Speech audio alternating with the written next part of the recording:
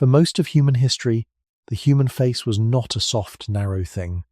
It was built around pressure, chewing, tearing, grinding, and long hours of work done by the mouth. Then fire entered the story.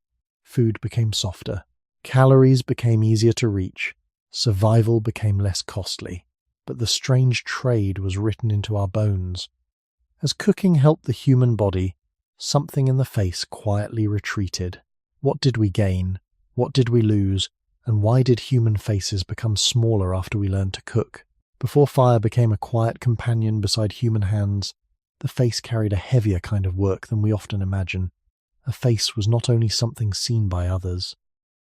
It was not only a place for expression, fear, attention, or recognition. It was built into the daily struggle of eating. And eating was never a small matter for early humans and their relatives.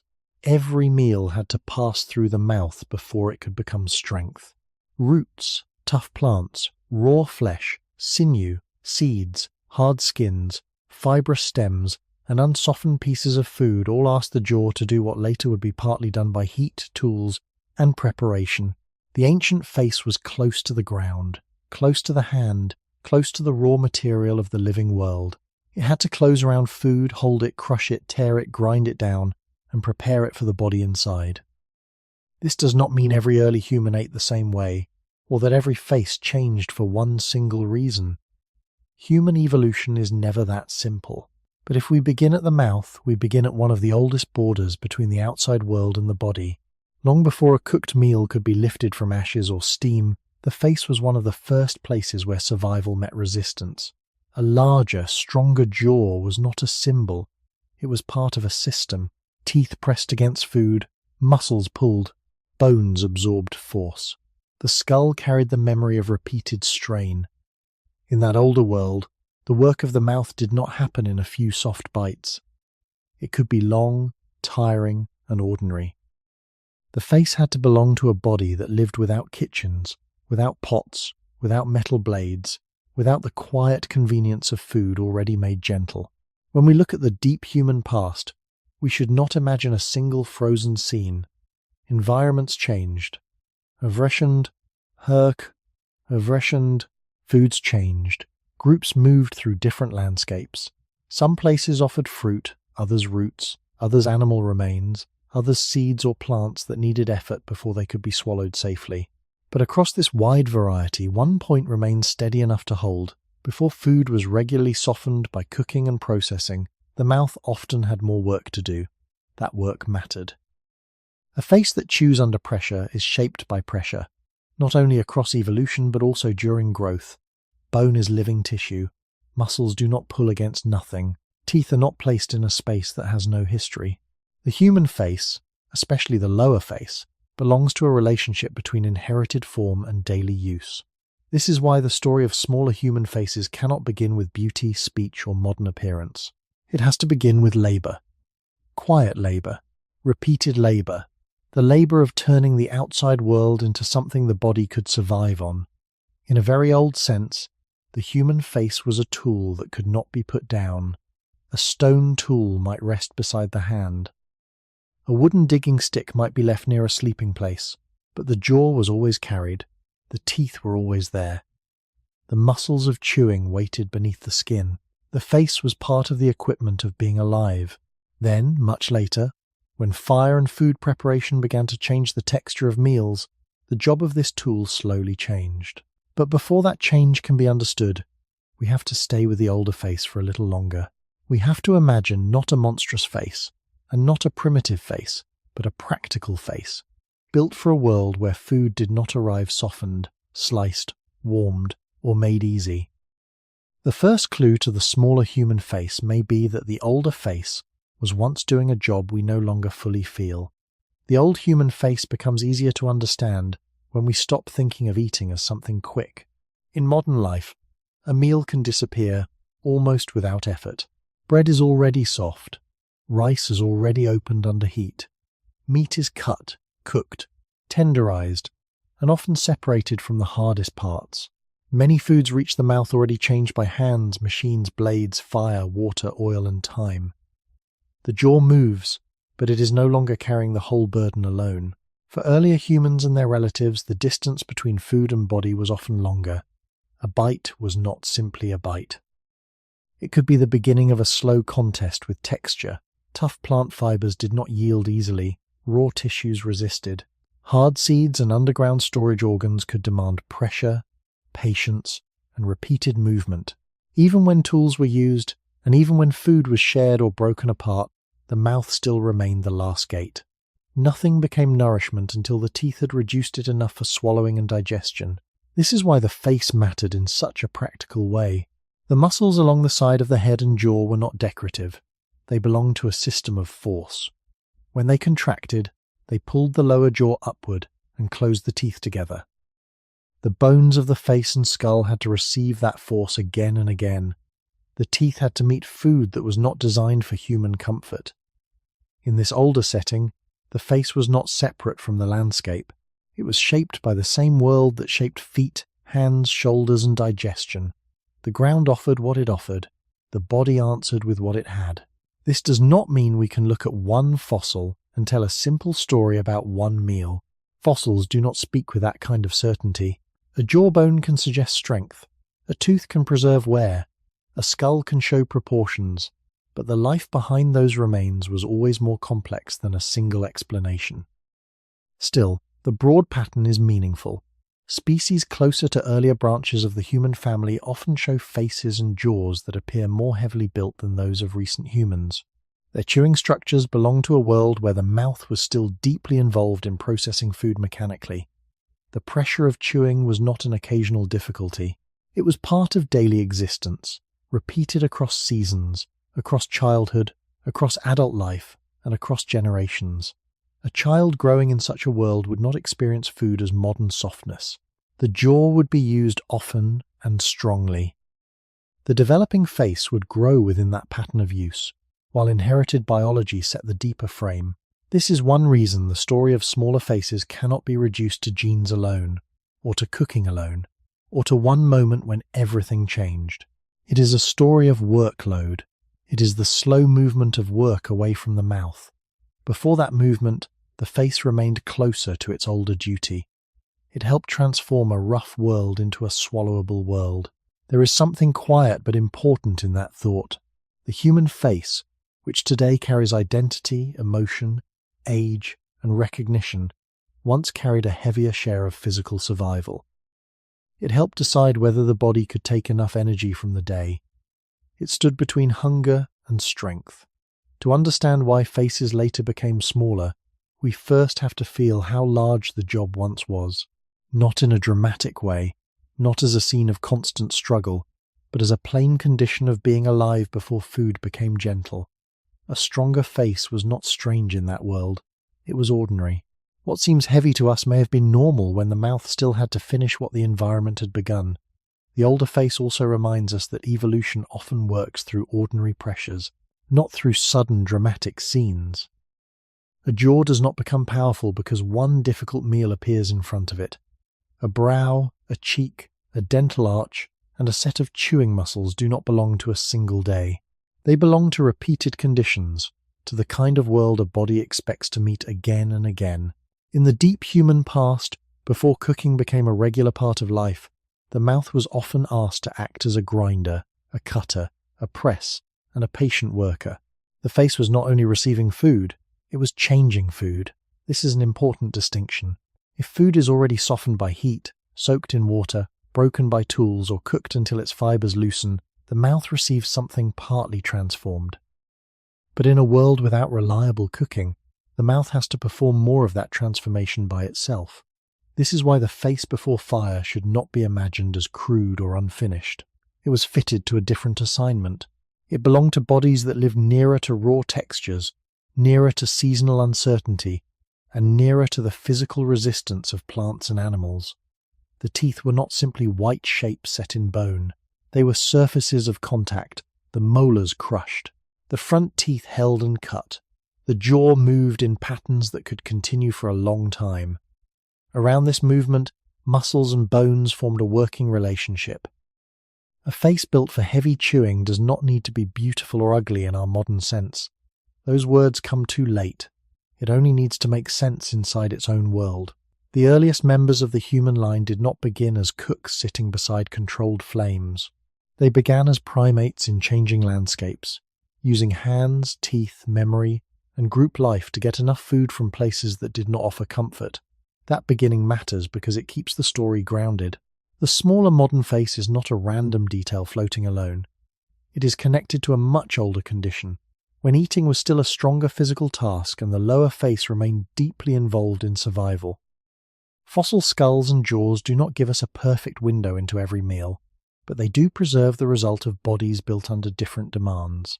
Heavier jaws, larger chewing areas, and more projecting faces in earlier human relatives suggest that the mouth once held a more central mechanical role. This does not mean cooking was the only force that later changed the face. Brain size, body size, climate, development, tool use, social behavior, and changes in diet all belong somewhere in the wider picture. But cooking has a special place because it changed the texture of food before food entered the mouth. It changed the problem at the gate. Once that happens often enough, the old workload of the face begins to look different. The jaw is still needed, but it is no longer the same kind of boundary between the body and the world. A softer meal asks for less force. A prepared meal asks for less grinding. A cooked meal has already been altered by heat, and heat does not only warm food, it breaks down some structures, softens many tissues, and can make energy easier for the body to reach. So the story of a smaller face begins with a quiet imbalance.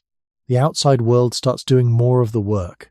Fire, stone, water, and shared preparation begin to stand beside the jaw. The face continues to chew, but it is no longer alone. This is the slow doorway into the question at the center of the video. Human faces did not simply become smaller because people became more modern, or more intelligent, or more delicate. That would be too simple, and it would miss the older truth. The face became smaller inside a long history of changing work. Something that once had to be done by bone, tooth, and muscle was gradually helped by tools, heat, and culture. Before we follow that change, we need to hold one image clearly. An ancient face leaning into the world not as a mask, but as a living tool, carrying the memory of food before fire softened it. That memory is where the smaller human face begins. Raw food asks a simple thing from the body, but it asks it many times. Press harder, chew longer, keep working. This is the plain beginning of the second layer in the story. Before cooking became a dependable habit, much of the food available to early humans and their relatives would have reached the mouth with more resistance still inside it. A plant root does not become soft because a hungry body needs it. A seed does not open because teeth are tired. Raw meat does not separate as easily as cooked meat. Tough fibers, skins, connective tissues, and hard surfaces all create a kind of quiet demand. They do not speak, but the jaw has to answer them. The answer is pressure. The answer is repetition. The answer is a face that can keep moving even when food is not easy. In this older world, the size and shape of the lower face mattered, because eating was not only about taste or appetite, it was a mechanical problem. Food had to be broken into smaller pieces before it could safely pass into the body. The teeth had to meet surfaces that pushed back. The chewing muscles had to close the jaw with enough force. The bones of the face had to hold the arrangement together. This is why a larger face, a stronger jaw, and broader chewing structures make sense in a life where food is often raw, fibrous, or only partly prepared. They are not strange features. They are answers to a world that gave the mouth more work. We should be careful here, because the deep past does not allow simple statements such as all early humans ate one kind of food, or every change in the face came from chewing alone. Different groups lived in different environments. Some gathered fruits when they were available, some relied more on underground foods, some used stone tools to cut or pound. Some ate animal foods when they could get them. Across this variety, the mouth remained a final place where food had to be changed. Even if a stone flake sliced meat, the jaw still had to chew it. Even if hands cracked, scraped, or separated food, the teeth still had to finish the work. The face stood at the last border between the landscape and the stomach. That border was not gentle. When we think about the origin of the human face, This point keeps us close to the beginning of the human story. Our ancestors did not start with supermarkets, soft bread, boiled grains, or food prepared in kitchens.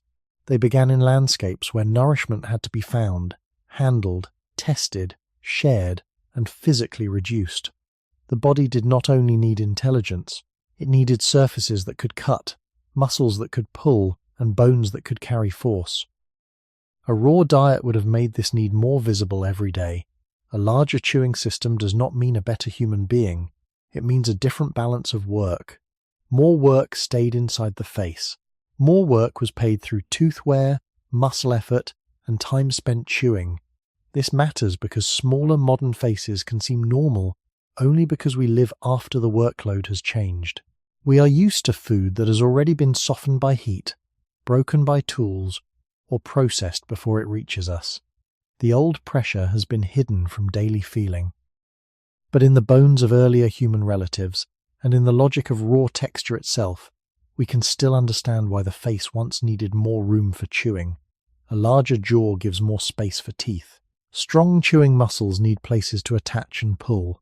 A more projecting lower face can belong to a mouth that is still central to survival. None of this proves a single, neat cause for every facial change. Evolution is not a straight line drawn from one invention to one result. But raw food helps explain the direction of the question. If food pushes back harder, the mouth must work harder. If the mouth must work harder across many years and many generations, the face is less likely to become small, narrow, and lightly built. The ancient face was not oversized by accident. It belonged to a life where the mouth still carried a large share of the labor that cooking would later begin to remove. A raw diet does not only ask for strength, it asks for time. That is easy to overlook, because when we think about chewing, we often imagine force first. We picture teeth pressing down, jaws closing, muscles tightening, but the quieter part of the story is duration. Food that resists the mouth does not surrender all at once. It has to be worked again and again until it becomes small enough, soft enough, and safe enough to swallow. In a world before regular cooking, this time could become part of the rhythm of life. Chewing was not a brief movement between one thought and the next. It could occupy the body, it could slow the meal, it could decide how much energy a person could gain from the foods available around them. This is why the old human face cannot be separated from the hours of the day. A stronger jaw is one answer to hard food, but a face built for long chewing is also an answer to a life where food preparation was still partly inside the mouth. The teeth did not simply touch food. They returned to it repeatedly. The molars ground down tough material. The front teeth helped grip and cut. The tongue moved pieces back into place. The jaw shifted, closed, opened, and closed again. Each movement was small, but the total work could be large. Over a lifetime, that work left traces. Teeth can wear down. Jaw muscles can develop through use. Growing bones respond to the forces that move through them. None of this means that use alone creates an evolutionary change by itself. It means the body grows and lives within a pattern, and over many generations, natural selection, development, diet, and culture can become tangled together. The face is one place where that tangle becomes visible. If early humans and their relatives often met food in a tougher state, then a larger chewing apparatus would not be wasteful. It would be useful. It would help the body do something repeated and necessary. The origin of the human face must be thought of in that practical way. It was not designed in advance for beauty, speech, or the softer foods of later villages. It emerged through older conditions, when the boundary between body and landscape was rougher. Food came from soil, branches, carcasses, shells, stems, seeds, and seasonal patches of opportunity. Some of it could be cut with tools. Some of it could be pounded.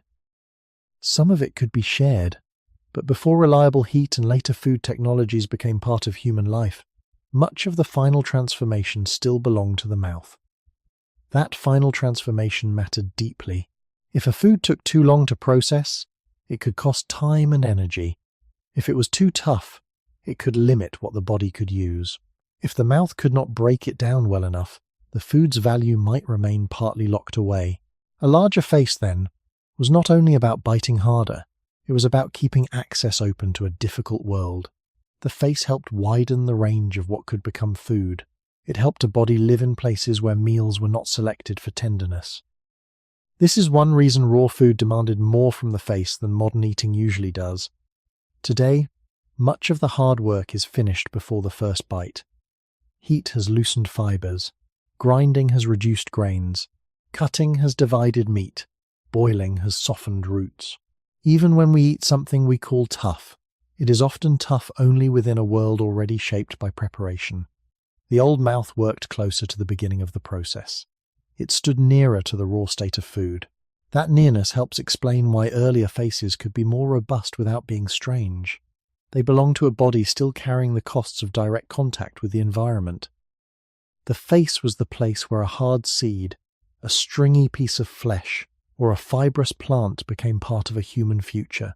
This point is small, but it changes the whole question. When we ask why human faces became smaller after cooking, we are really asking why a body would keep a heavy tool once the work of that tool had begun to move elsewhere. A large jaw has costs. Bone must grow. Muscles must be supported. Teeth need room. A heavily built chewing system takes up space and belongs to a certain balance of the head. If the food entering the mouth becomes softer over long periods, the pressure that favored such heavy chewing equipment may become weaker. The face does not shrink because one person eats one cooked meal. It changes through deep time, through growth, inheritance, survival, and the repeated conditions surrounding many lives. But the direction becomes easier to understand when we see what raw food once required. It required not only hunger, but patience. Not only teeth, but repeated force. Not only a mouth, but a face strong enough to keep doing the same ancient work, day after day, before fire began to take some of that work away. If raw food demanded a larger face, it was not because the face was separate from the rest of the body. It was because the whole body was living inside a different agreement with the world. The hands could gather, carry, strike, scrape, and break. The feet could move across ground that changed with season and weather. The eyes could search for signs of ripeness, danger, water, or animal movement. But after all of that, the mouth still had to test the final truth of food. Could it be bitten? Could it be chewed? Could it be swallowed? Could it become energy before it cost too much effort? These questions were not spoken, but they were answered in muscle, tooth, and bone. A larger chewing system made sense where food often arrived with its hardness still intact. It gave the body a way to keep working with material that had not yet been softened by flame. This is why the old face should be understood as part of a practical chain. Food began in the landscape. It passed through hands and tools when tools were available.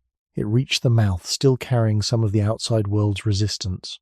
Then the jaw finished what the rest of the body had begun. In this chain, a stronger face was not merely an inherited shape. It was a place where survival continued in small, repeated movements. Every bite carried a little of the environment into the skull. The hard shell, the fibrous root, the raw tissue, the dry seed, the tough skin of a plant. Each one placed a different demand on the mouth. Over long time, such demands help us understand why earlier members of the human family often had more projecting faces, larger teeth, and more powerful chewing structures than people today. We should not imagine this as a simple ladder from rough to refined, or from primitive to advanced. That would be misleading.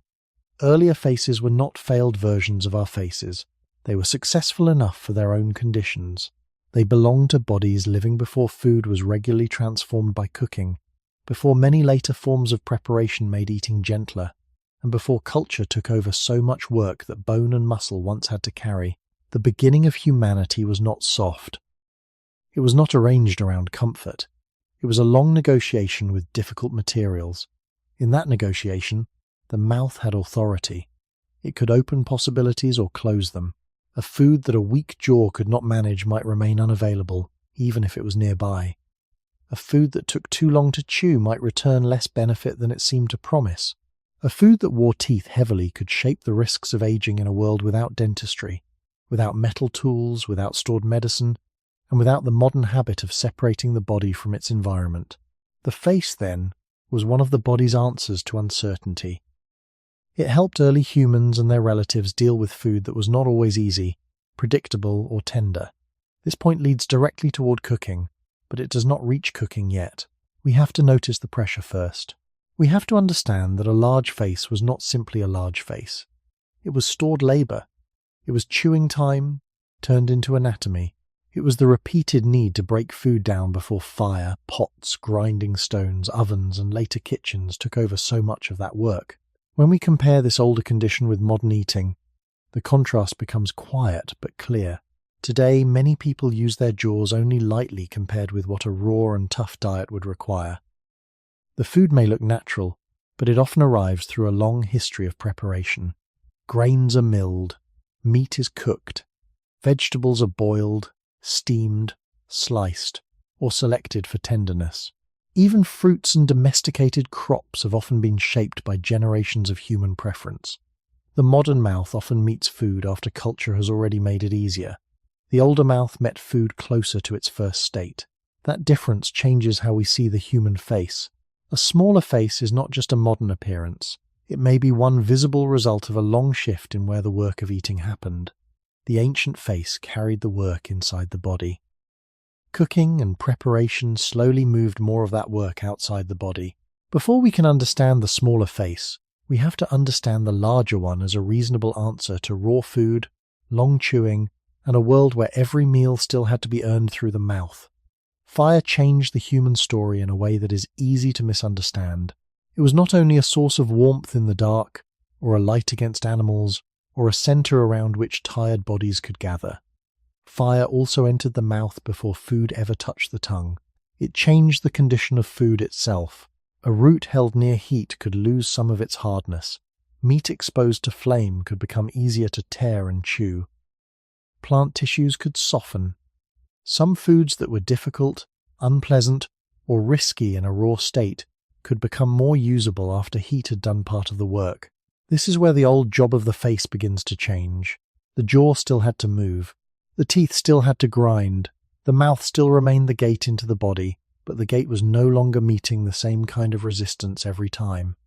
Something outside the body had started to help. This is the quiet importance of cooking. It did not simply add comfort to human life. It shifted labor. Before regular cooking, the face often had to act directly on food that still carried much of its raw structure. After cooking became more common, some of that structure was already loosened before chewing began. The mouth received food that had been partly transformed by the outside world, by heat, by waiting, by shared knowledge, by the simple decision to place food near flame. This does not mean there was one sudden night when human faces began to shrink. That would be too simple. The control of fire, the habitual use of cooking, and the changes in human anatomy all belong to long and debated histories. Scientists do not treat them as one easy event. But the basic biological logic is strong enough to follow carefully. When food becomes softer before it enters the mouth, the mechanical demand on the mouth can become lighter. And when a demand becomes lighter across many lives, the body may no longer need the same heavy arrangement it once carried. The beginning of humanity was shaped by many pressures at once. Climate shifted, landscapes opened and closed, tools became more useful, groups learned from each other. Food was found, shared, stolen, scavenged, hunted, gathered, and prepared in different ways. Fire entered this larger pattern not as magic, but as a new partner in survival. It allowed some work to happen outside the face. That is the key. A cooked meal is not only warmer than a raw meal, it is already partly broken away from its original resistance. Heat can loosen fibers, change proteins, soften tissues, and make some foods easier for digestion to handle. The mouth no longer has to fight every piece in the same way. The face still matters, but its oldest task begins to lose some weight. This creates a deep evolutionary trade. A body that can rely more on cooking may gain easier access to energy, but it may also carry less reason to maintain a large, forceful chewing system over the very long term. The old face was useful because the world was hard at the mouth. Cooking made the world arrive more gently. That gentleness did not make humans weak in a simple sense. It made them different. It tied the body more closely to behavior, memory, and culture. A jaw is biological, but a cooking fire is social. Someone must know how to keep it. Someone must bring food to it. Someone must remember what can be cooked, how long it should stay near heat, and when it is ready. In this way, the face began to depend on something beyond bone and muscle. It began to depend on knowledge carried between people. That is why cooking is so important to the question of the smaller human face. It did not merely change what people ate, it changed where the first stage of eating happened. Some of the work moved from tooth to flame, from jaw to tool, from muscle to shared practice. The mouth remained the final passage, but it was no longer the only worker standing at the edge of hunger. In the long history of our species, this may be one of the quietest and most powerful shifts. The human face began to change because food itself had already been changed before the first bite. Cooking did something very quiet to food before the mouth ever began its work. It changed texture. That may sound too simple at first, but texture is one of the oldest forces acting on the face. A piece of raw plant tissue holds its shape because its fibers are still firm. A strip of uncooked flesh can pull back against the teeth because its structure has not yet been loosened by heat. A hard root or seed can make the jaw return to the same motion again and again. When heat enters that food, the mouth receives a different problem. Not an effortless problem, and not always a soft one, but a changed one. The jaw may still need to press. The teeth may still need to grind. The tongue may still need to move food into place. Yet the first resistance has already been weakened. This is the part of fire that hides inside every cooked bite. It does not only warm the meal, it begins the work that the face once had to do alone. In the deeper human story, this matters because bodies are shaped by repeated tasks. A single cooked meal cannot change a skull. A single season cannot turn a large chewing system into a small one. But if a group depends more and more on food that has been softened, cut, pounded, roasted, boiled, or otherwise prepared, then the old pressure on the lower face may slowly become less central. The face still belongs to survival, but it is no longer carrying the same share of survival by itself. This is the strange turning point. A cultural habit begins to lean on biology. A behavior outside the body begins to touch the shape of the body across growth, selection, and generations. The origin of the smaller human face should be understood in this careful way, not as a sudden result, and not as a single cause, but as a long shift in the work assigned to the mouth. Earlier humans and their relatives lived in many environments, and not all of them used fire in the same way, at the same time, or with the same regularity. Some foods were probably eaten raw. Some were broken with tools before they reached the mouth. Some were softened by heat when fire was available and controlled. The point is not that cooking instantly replaced chewing. The point is that cooking introduced a new stage between the world and the jaw. Before that stage, the mouth often met food closer to its natural state. After that stage became more important, food could arrive at the teeth already altered. That alteration changed the meaning of the face. The jaw was no longer just fighting the landscape directly.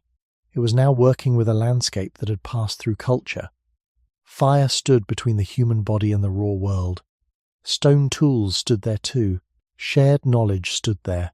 The old face, once closer to the first impact of food, began to receive food that had already been negotiated by hands and heat. This is why cooking cannot be treated as only a kitchen event. In the beginning, there were no kitchens in the modern sense. There was heat, fuel, attention, memory, and a group able to use these things often enough for them to matter. The human line began far from comfort. In places where food was not arranged for easy chewing, to bring food near flame was to change that relationship. A root pulled from the earth, an animal tissue separated with a tool, a gathered plant held near heat. All of these could become less demanding before the jaw closed. Once the first stage of eating moved outside the body, the face entered a different future. It did not become useless. It did not stop being strong. It did not simply shrink because humans became clever. It became part of a new system in which survival depended less on raw force at the mouth and more on preparation before the bite.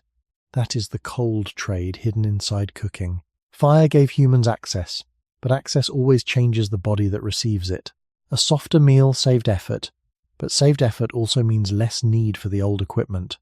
The heavy chewing face belonged to a world where food pushed back. The later human face belonged more and more to a world where food had already been softened by human action. Between those two worlds, the face did not vanish. It adjusted, slowly, quietly, through the long memory of daily meals. The deeper change brought by cooking was not only that food became easier, it was that the mouth stopped being the first place where the hardest work began. This difference is small in words, but enormous in the history of the face. In a raw world, the jaw met food, while much of its resistance was still present. The teeth had to begin the breaking. The muscles had to provide the pressure. The bones had to receive the strain. But once heat, tools, pounding, cutting, scraping, drying, soaking, and later more complex preparation entered the path between food and body, the mouth became less alone. The first stage of eating moved outward. It moved into the hand. It moved into the stone. It moved into the fire. It moved into the shared memory of a group that knew how to make difficult food more usable before anyone swallowed it. This is why cooking changed the job of the mouth so deeply. It did not remove the mouth from survival. It changed its position inside survival. The face remained necessary, but it was no longer the only place where raw texture was defeated. A cooked piece of food still needed chewing, but the chewing began after transformation had already started. A roasted root was not the same problem as a raw root. A softened piece of meat was not the same problem as uncooked tissue. A food warmed and loosened by heat did not ask the same total effort from the teeth as food taken directly from the landscape. The ancient face had been shaped by a world that often arrived hard at the mouth. Cooking made that world arrive later, changed, weakened, and partly opened. This does not allow us to say that fire alone made the human face small. That would be too narrow, and it would make the story less honest. The human face changed through many forces: inherited variation, development during childhood, changing diets, tool use, social behavior, body size, climate, and the long movement of human populations through different environments. But cooking belongs close to the center because it changed one of the most repeated acts in life. Eating happens again and again. It happens in childhood, when the face is still growing. It happens in adulthood, when the teeth and jaw continue to carry daily strain.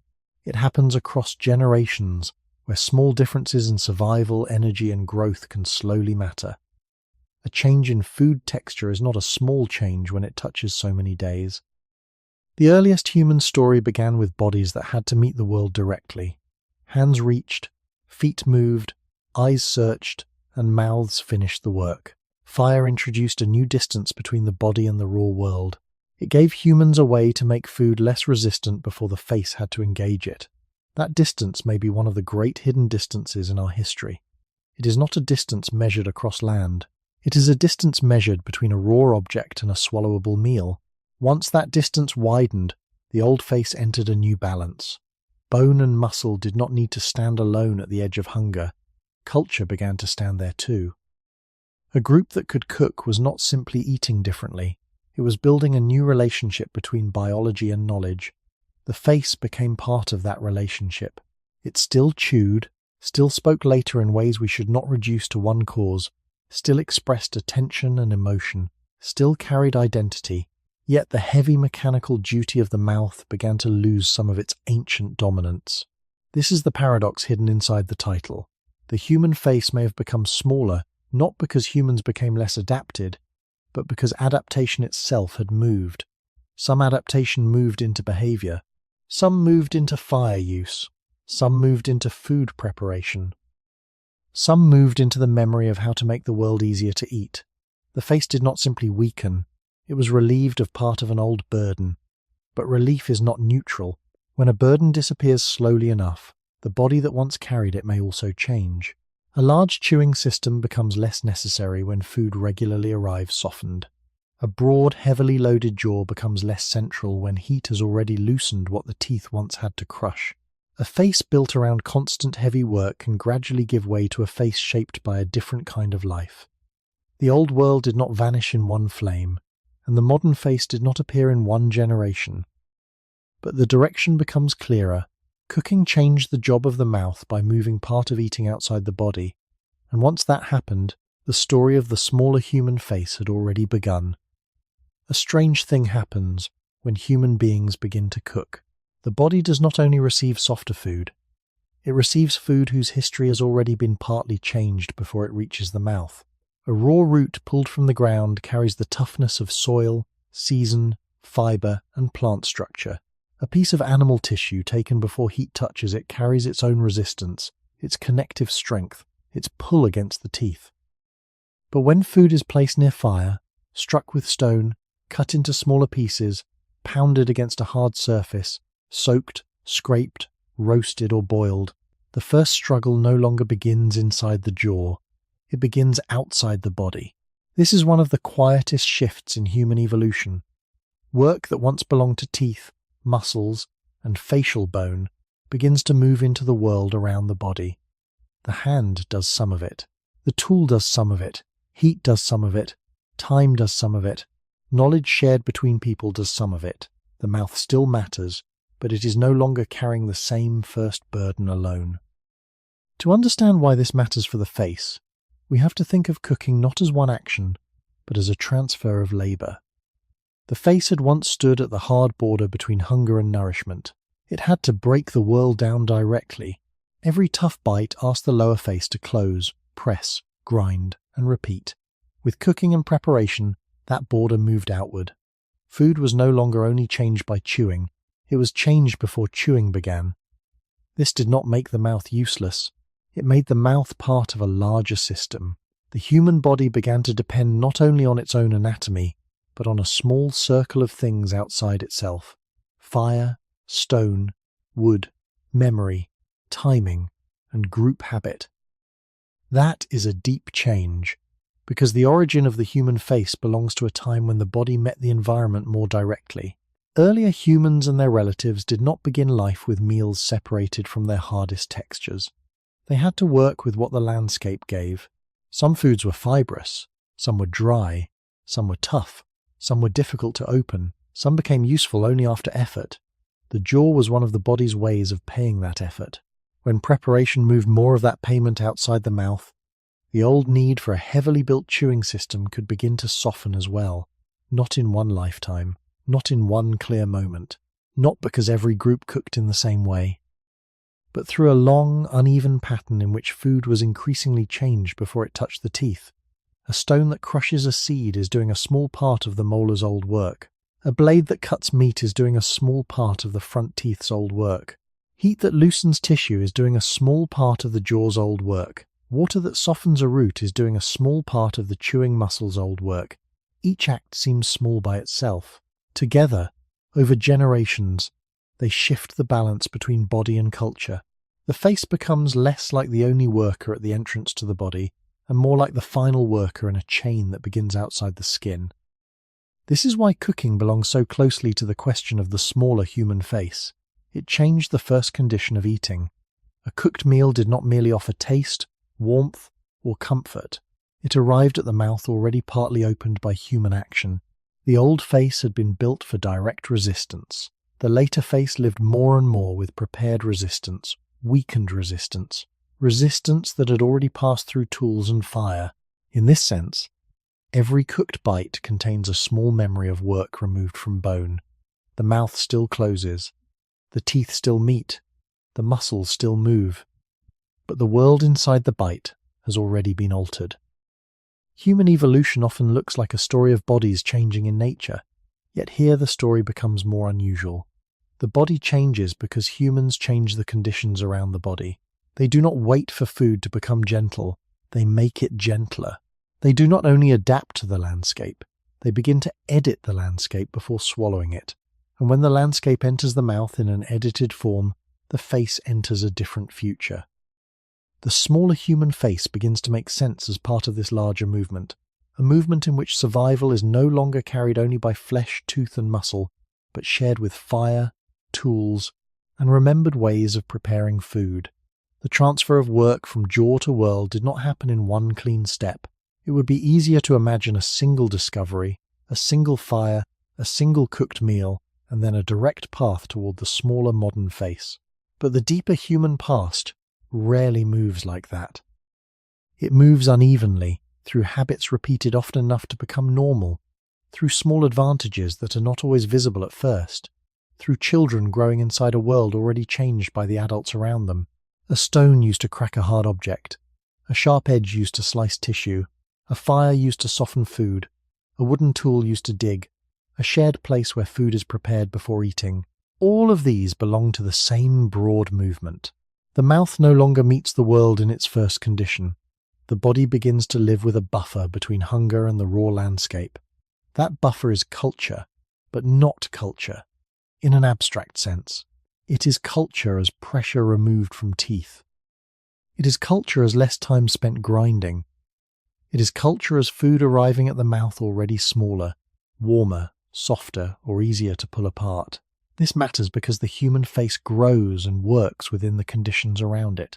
A child born into a world of harder foods and heavy chewing does not use the jaw in the same way as a child born into a world where food has already been softened and divided. We should not turn this into a simple rule, and we should not pretend that every detail is settled. Growth depends on inheritance, nutrition, health, population history, and many other forces, but use matters. Chewing is a physical action. Muscles pull on bone, teeth meet resistance. The lower face develops while these forces are passing through it. In the long human story, repeated changes in the work of eating can become part of the background in which faces grow. This is one reason cooking is so powerful as an idea. It does not only change an adult meal, it changes the childhood environment of the mouth. It changes what young jaws practice against. It changes what kinds of force become ordinary. The beginning of the human line was not shaped by prepared softness.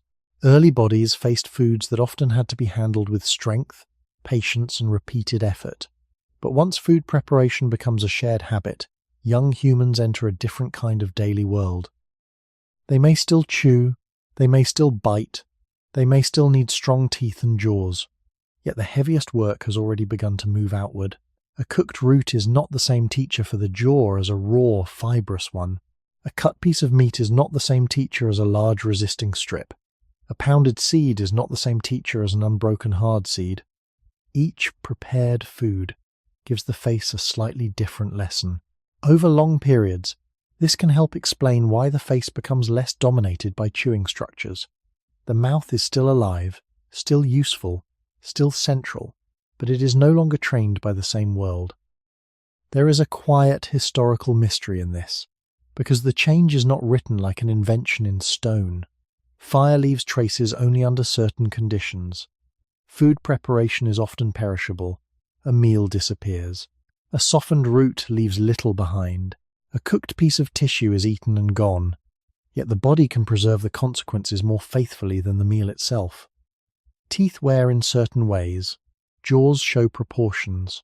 Skulls hold the architecture of chewing. The face becomes an archive of vanished meals. It records not every dinner, not every landscape, not every decision, but the general pressure of a way of life. When that pressure changes, the archive changes too. This is why the smaller human face should not be understood as only a change in appearance. It is a record of a much larger relocation of work. The world outside the body became more involved in the body's survival. Fire began to do what molars once did alone. Cutting began to do what front teeth once had to start. Pounding began to do what repeated chewing once finished. Memory began to do what raw strength once paid for slowly. The face did not simply become reduced. It became part of a new partnership. Biology and culture were no longer standing apart. They were feeding each other, literally, bite after bite. The old face carried direct pressure from the landscape. The later face carried the trace of a landscape that humans had learned to change before swallowing. That is why cooking belongs so deeply to the story of smaller human faces. It moved the first struggle of eating away from bone and into the quiet circle of hands, tools, heat, and shared knowledge. The more work moved outside the mouth, the more the human face entered a new kind of history. It was no longer only being shaped by raw contact with food, it was being shaped by the things humans placed between themselves and food. This is a quiet but important difference. A jaw belongs to the body, but a stone tool belongs to behavior. Teeth grow from biology, but roasting belongs to memory, attention, and repeated practice. The muscles of chewing pull on bone, but a prepared meal has already passed through decisions made outside the body. In this way, the face became one of the first places where human culture touched human anatomy, not in a magical way, and not in a single sudden transformation, but through the repeated reduction of work. A hard thing was cracked before the teeth met it. A tough thing was cut before the front teeth had to hold it. A fibrous thing was softened before the molars had to grind it down.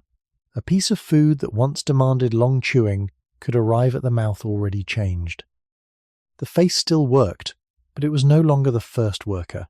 That difference may seem small from the comfort of modern eating, but in the origin of our species it matters deeply.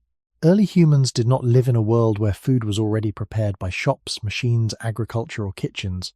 They lived closer to the first state of things. The body had to meet roots, seeds, flesh, skins, fibers, shells, and seasonal foods in conditions that could vary from place to place.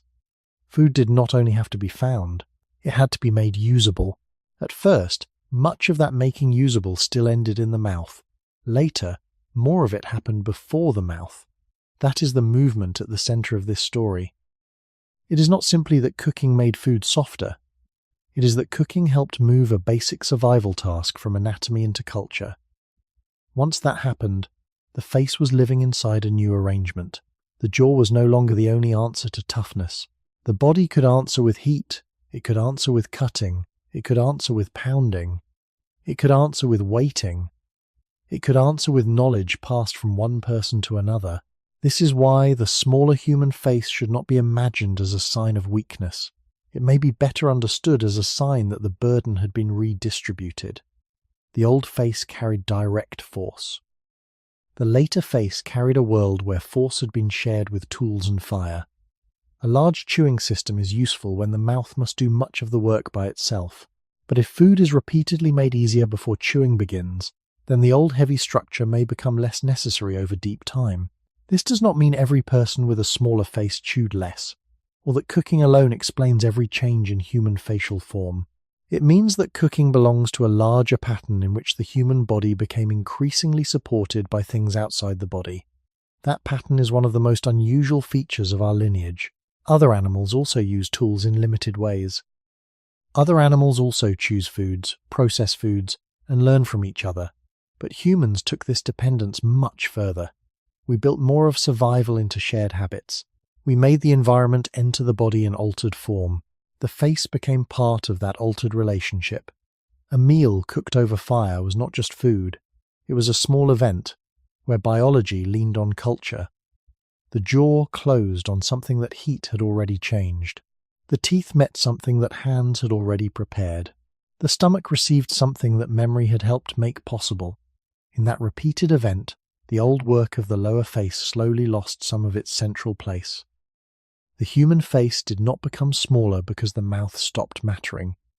It became smaller within a life where the mouth was joined by helpers beyond the skin. Fire, tools, and preparation formed a quiet extension of the jaw. They did not look like bones, but they did bones' work. They did not grow inside the skull, but they changed what the skull had to manage. This is the deeper meaning of cooking in the history of the face.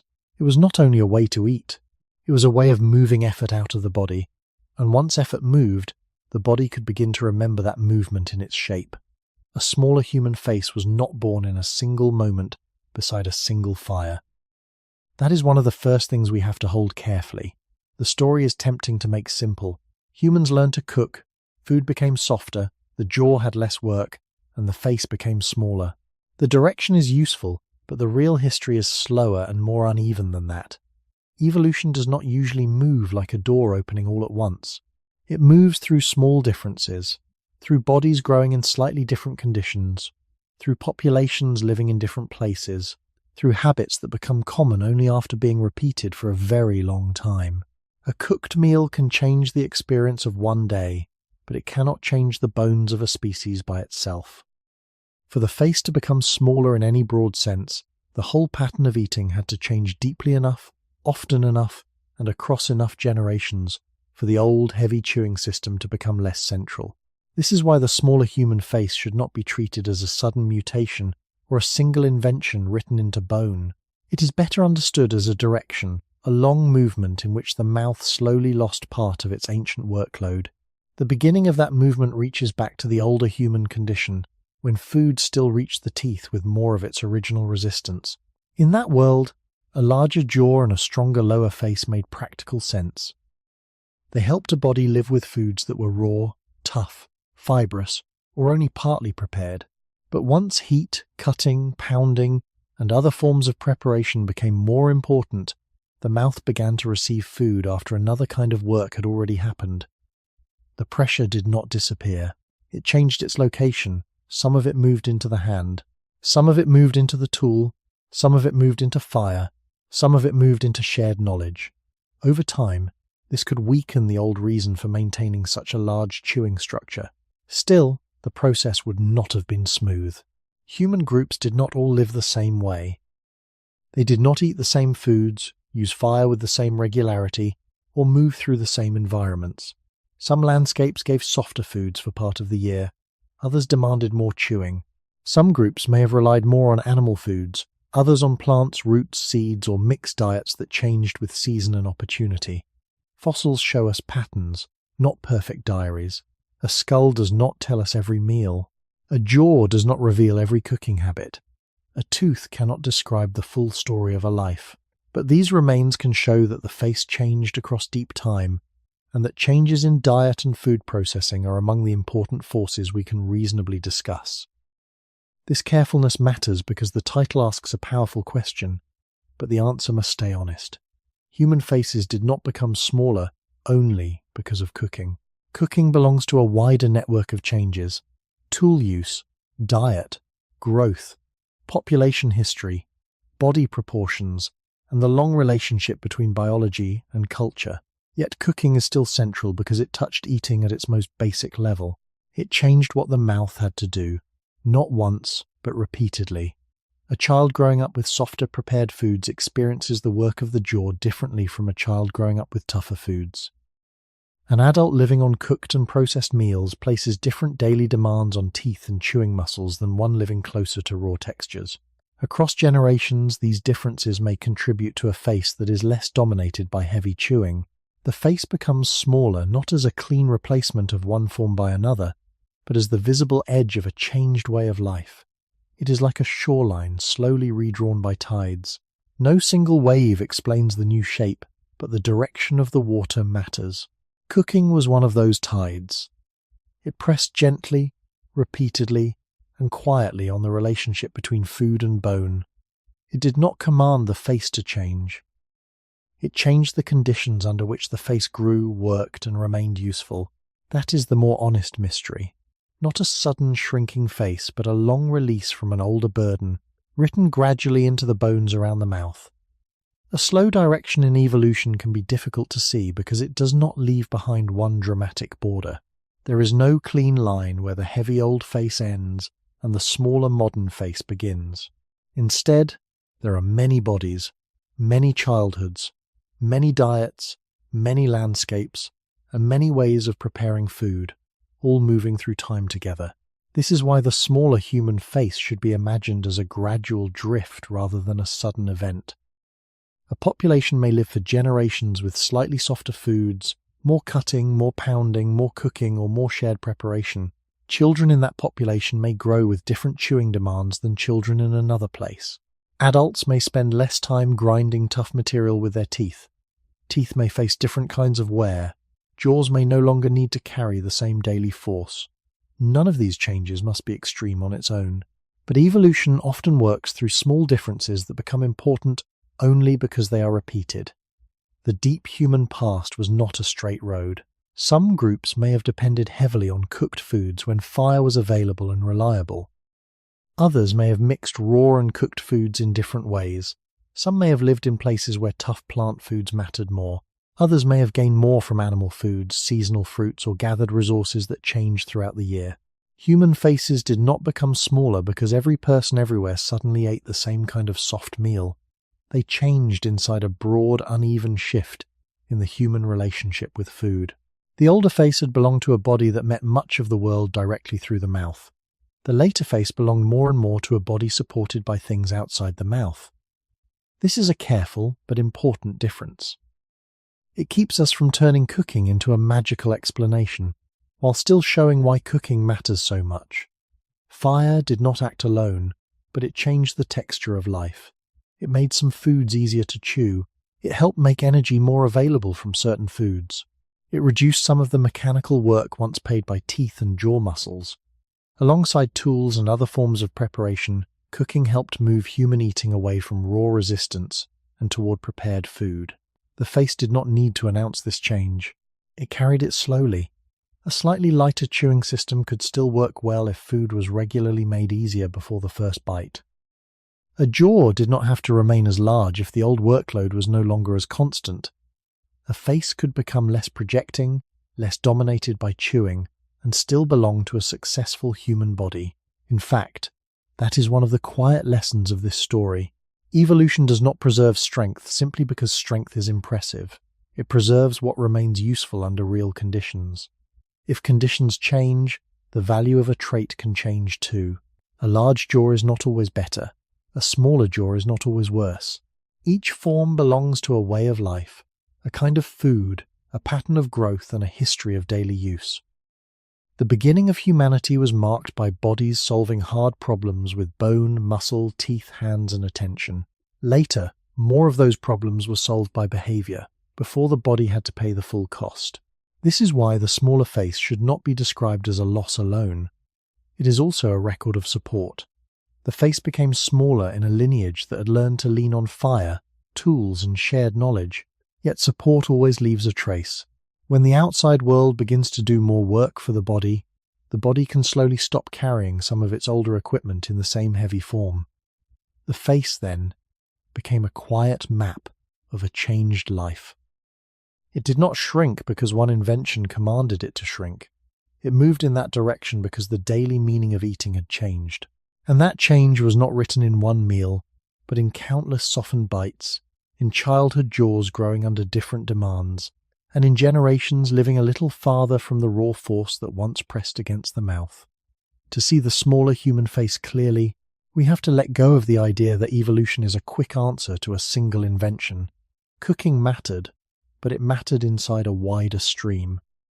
The face was changing, while hands were becoming more skilled, while tools were becoming more useful, while diets were shifting, while groups were learning to prepare food in more reliable ways, and while children were growing inside these altered conditions. The change was not a clean switch from large to small. It was more like a long fading of an older demand. The heavy chewing face had belonged to a world where the mouth still performed much of the first work of eating. The smaller face belonged increasingly to a world where food had already been acted on before it entered the mouth. This is why the question cannot be answered by saying only that fire softened food. That is true in a broad and useful sense, but the deeper truth is slower. Fire softened food, tools divided food, stones crushed food, hands prepared food, and knowledge helped decide what could be eaten and how it should be changed. Together, these things made the old face less necessary in its earlier form. A large jaw is useful when food often resists the teeth. Large teeth are useful when chewing surfaces must do heavy work. Strong chewing muscles are useful when the mouth must repeatedly break down tough material. But once food is softened outside the body, the old structure begins to live in a different world. It may still function, but it no longer holds the same central importance. Across generations, traits that are less necessary can become less strongly maintained, especially when growth, diet, development, and inherited variation all move within the same changed environment. This does not mean nature planned a smaller face. Evolution does not plan. It follows conditions. It works with what already exists. It keeps, alters, or loses forms according to many pressures at once. In some places, chewing may have remained demanding for a long time. In others, preparation may have reduced the burden more deeply. Human groups were never one single body moving through one single landscape. They were many populations, living across different climates, using different resources, carrying different histories. That is why the smaller face should be seen as a broad pattern, not a perfect rule. It is a direction in the human story, not a simple command written by cooking alone. The origin of that direction still leads back to the first human problem: how to turn the outside world into life inside the body. Before cooking, more of that transformation had to be paid through the face. After cooking and preparation became more important, the payment was shared. The jaw paid less, the teeth paid less, the muscles paid less. Fire, tools, and culture paid more. This is the important shift at the center of the whole video.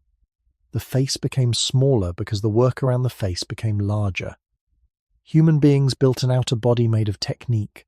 A cutting edge became a kind of tooth outside the mouth. A pounding stone became a kind of molar outside the skull. A fire became a slow, invisible jaw that loosened food before the real jaw closed. These images are not literal anatomy, but they help show the pattern. Culture began to do biological work. Once that happened, the human face entered a long period of release from some of its older pressure. Release can look like loss when we compare ourselves with earlier robust faces. Yet it can also look like success, because the body was not failing, it was living through a new arrangement. The smaller face tells us that humans did not survive by keeping every ancient strength unchanged. They survived by moving effort around. They let hands, tools, fire, memory, and social learning carry more of what bone and muscle once carried alone. That is why this change is not a sudden mutation, and not a simple shrinking. It is a slow direction created by a new way of living. The face grew smaller as eating became less purely anatomical and more cultural, less a direct struggle between teeth and raw food, and more a shared process beginning outside the body. By the time we look at the modern human face, we are not looking at a face that simply became weaker. We are looking at a face that carries the quiet result of many generations in which survival moved outward, from the jaw into the human world around it. Bones speak slowly, and they speak without explaining themselves. A jaw found in the ground does not tell us what a person tasted. A tooth does not describe the smell of smoke, the season of a meal, or the hands that prepared it. A skull does not say whether food was roasted, boiled, cut, pounded, eaten raw, or shared beside a fire. Yet bones still matter, because they preserve something that vanished meals cannot preserve. They preserve shape, they preserve wear, they preserve the architecture of work.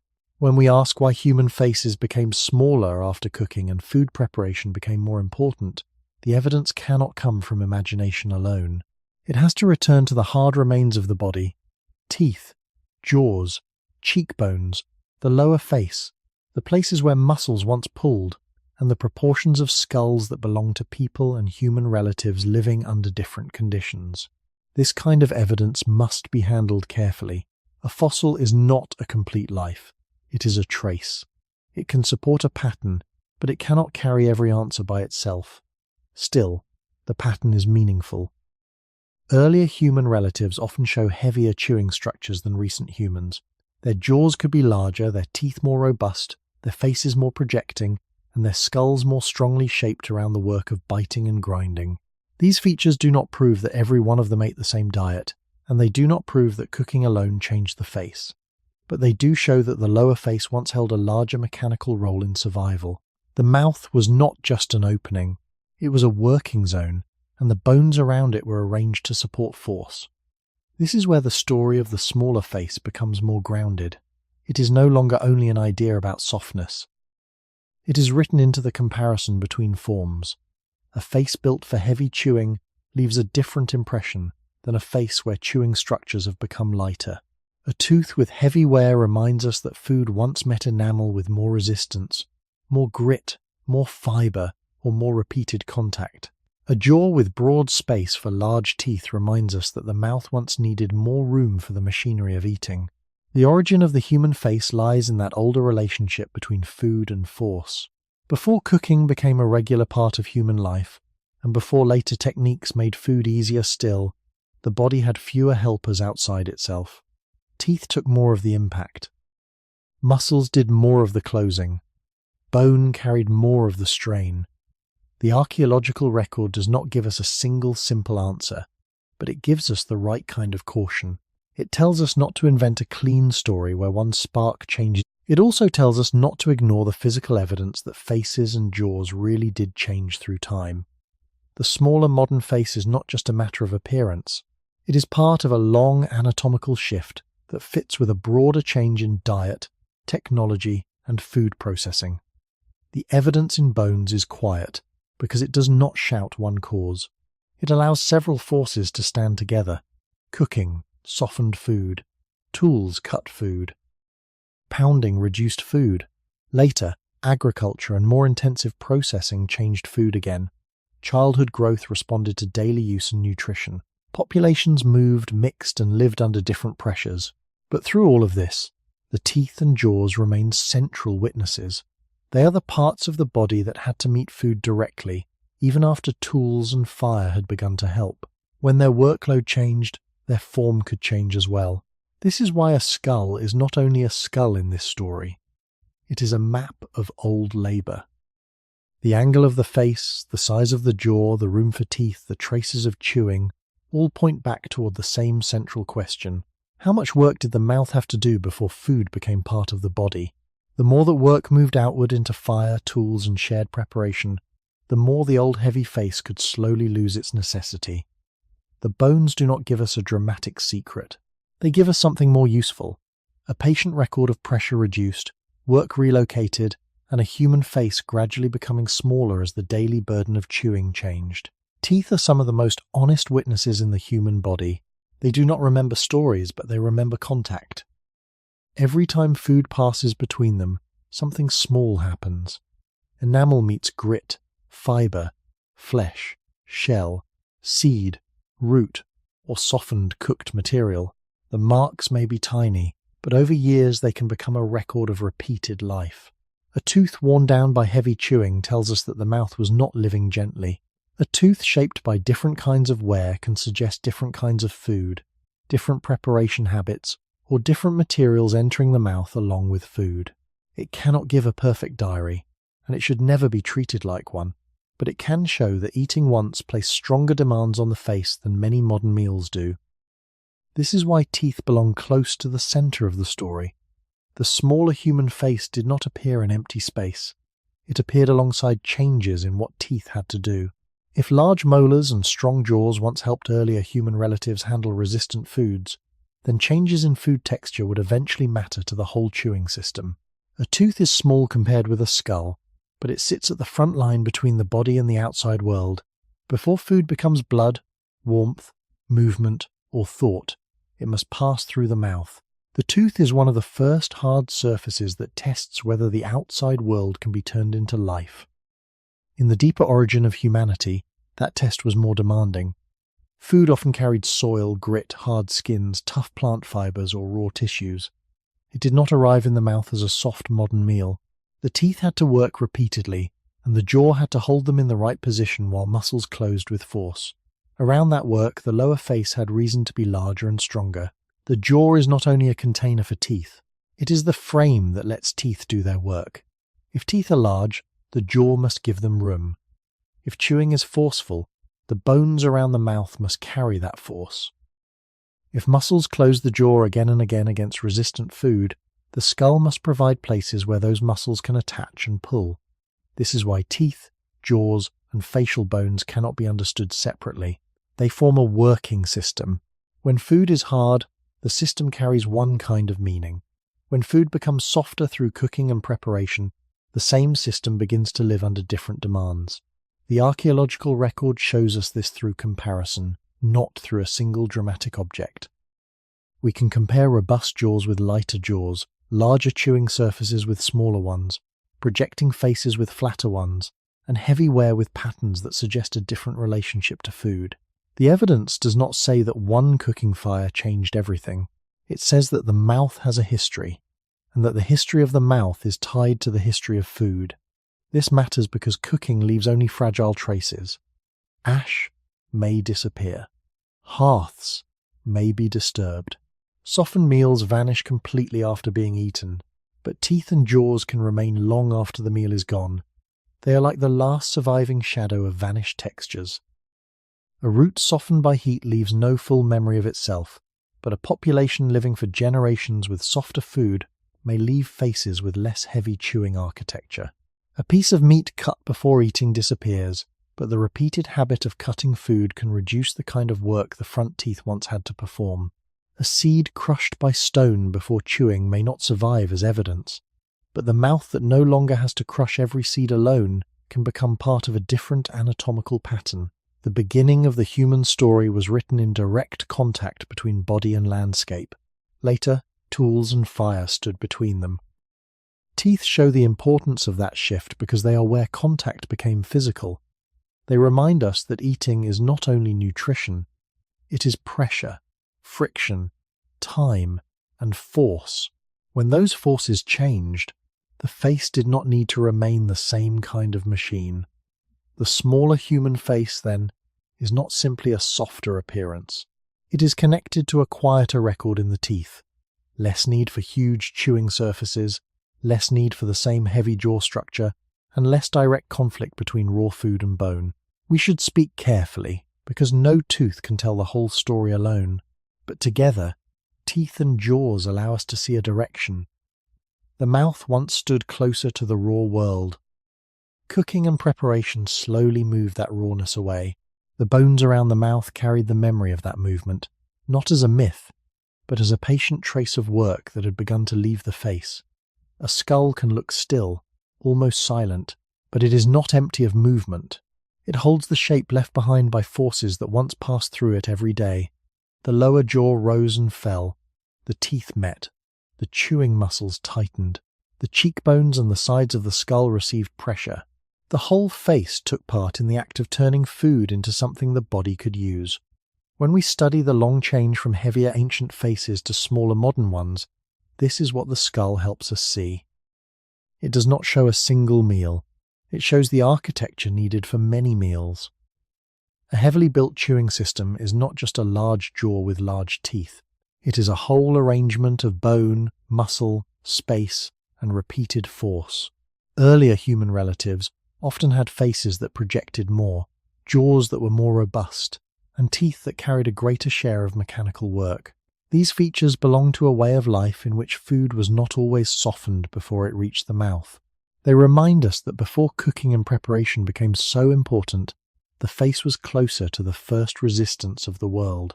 The skull, then, is not only evidence of ancestry, it is evidence of workload. It shows how much of eating was once kept inside the body. When food is raw, tough, fibrous, or hard, the mouth has to act with greater force and for longer periods. When food has already been changed by heat, cutting, pounding, or soaking, the same mouth can do less of that first work. Over deep time, such differences matter. The face does not need to remain equally large if the conditions around eating no longer demand the same heavy structure. This does not mean the skull changed only because of cooking. That would make the evidence simpler than it really is. The shape of the face also reflects inherited variation, growth, nutrition, climate, population history, body size, and many other pressures that move through human evolution. But teeth, jaws, and skulls still give us a grounded way to speak about the question. They keep us close to what can be seen. They show that the chewing system became lighter in the human line, and they fit with the idea that food processing reduced the daily burden on the mouth. The beginning of the human story was not separated from the face. It was carried through the face. A body moving through an older landscape had to solve the problem of eating before it could solve almost anything else. Without enough usable food, there was no strength to walk, no energy to think, no growth for children, no endurance for long days, and no future for a group. The face was one of the places where this problem became physical. The skull held the teeth in position. The jaw gave them leverage. The muscles gave them movement. The bones absorbed the result.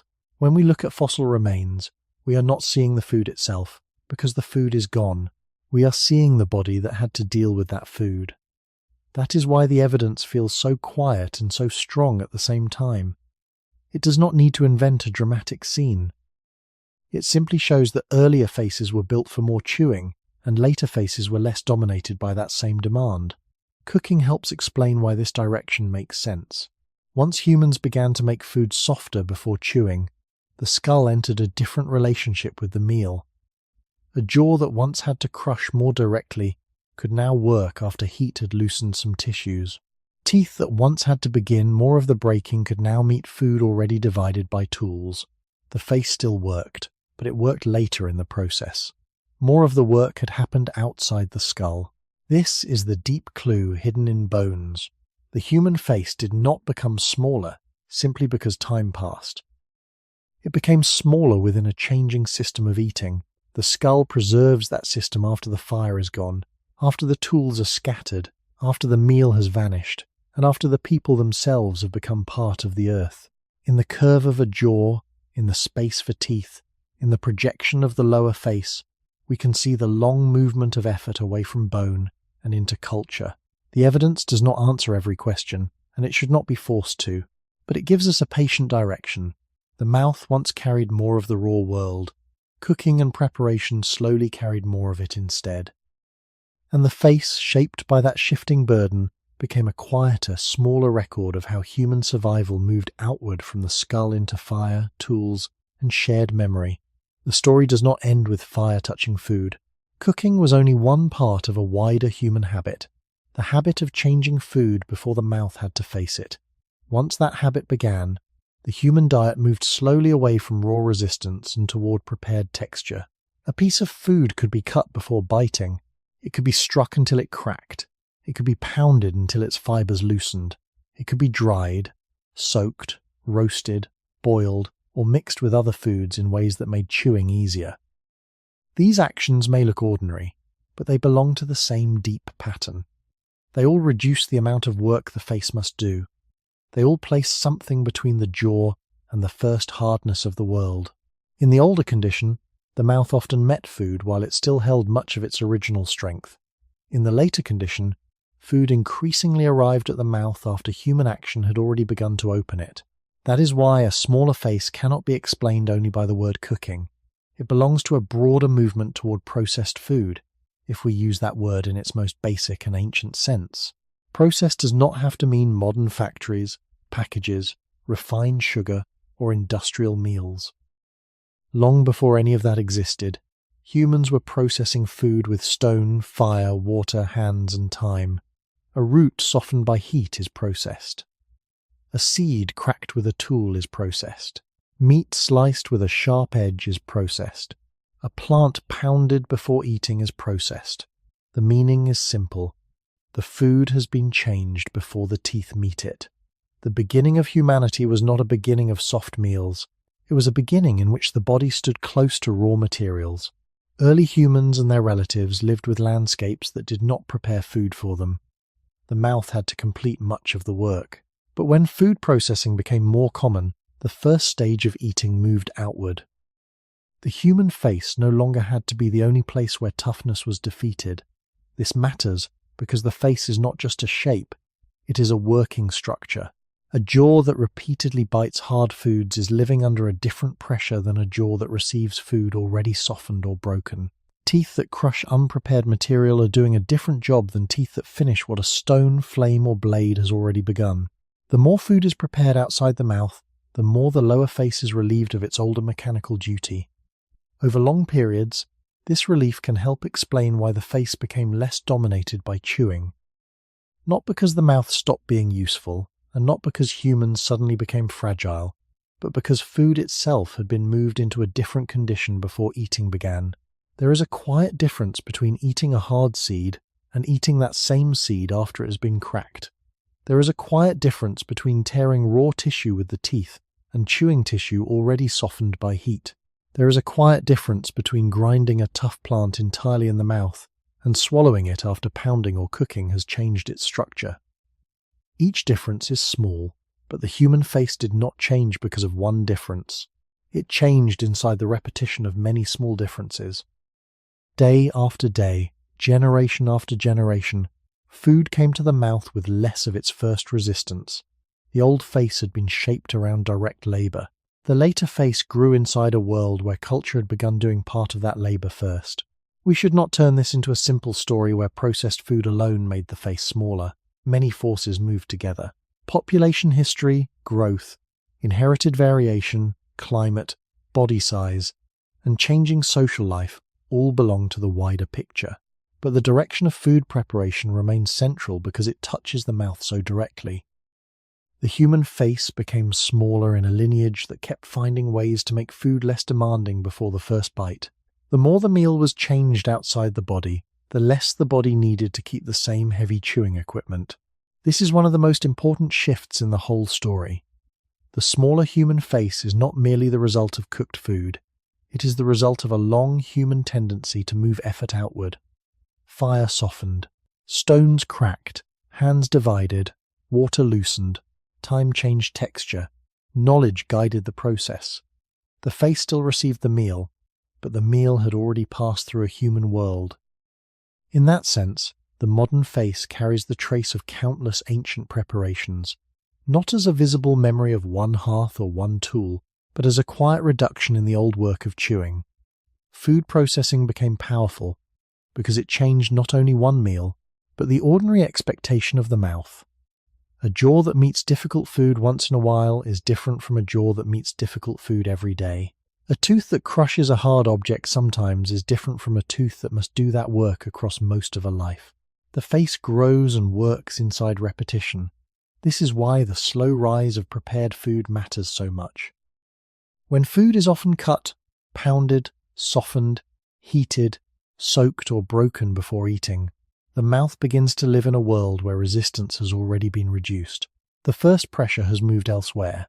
The stone receives it, the fire receives it, the hand receives it, the shared habit of preparation receives it, the face receives what remains. In the older human condition, food could arrive at the teeth closer to its raw state. The jaw had to meet the fibers, the hardness, the pull of tissue, the dry surface, the gritty material carried from soil or stone. This gave the lower face a direct role in survival. It was not only chewing for comfort, it was chewing for access. A food that could not be broken down could not fully become part of the body. A food that took too much work could cost more time and effort than it returned. This practical pressure helps explain why a larger chewing system made sense in earlier conditions. But once food is changed before the bite, the calculation begins to shift.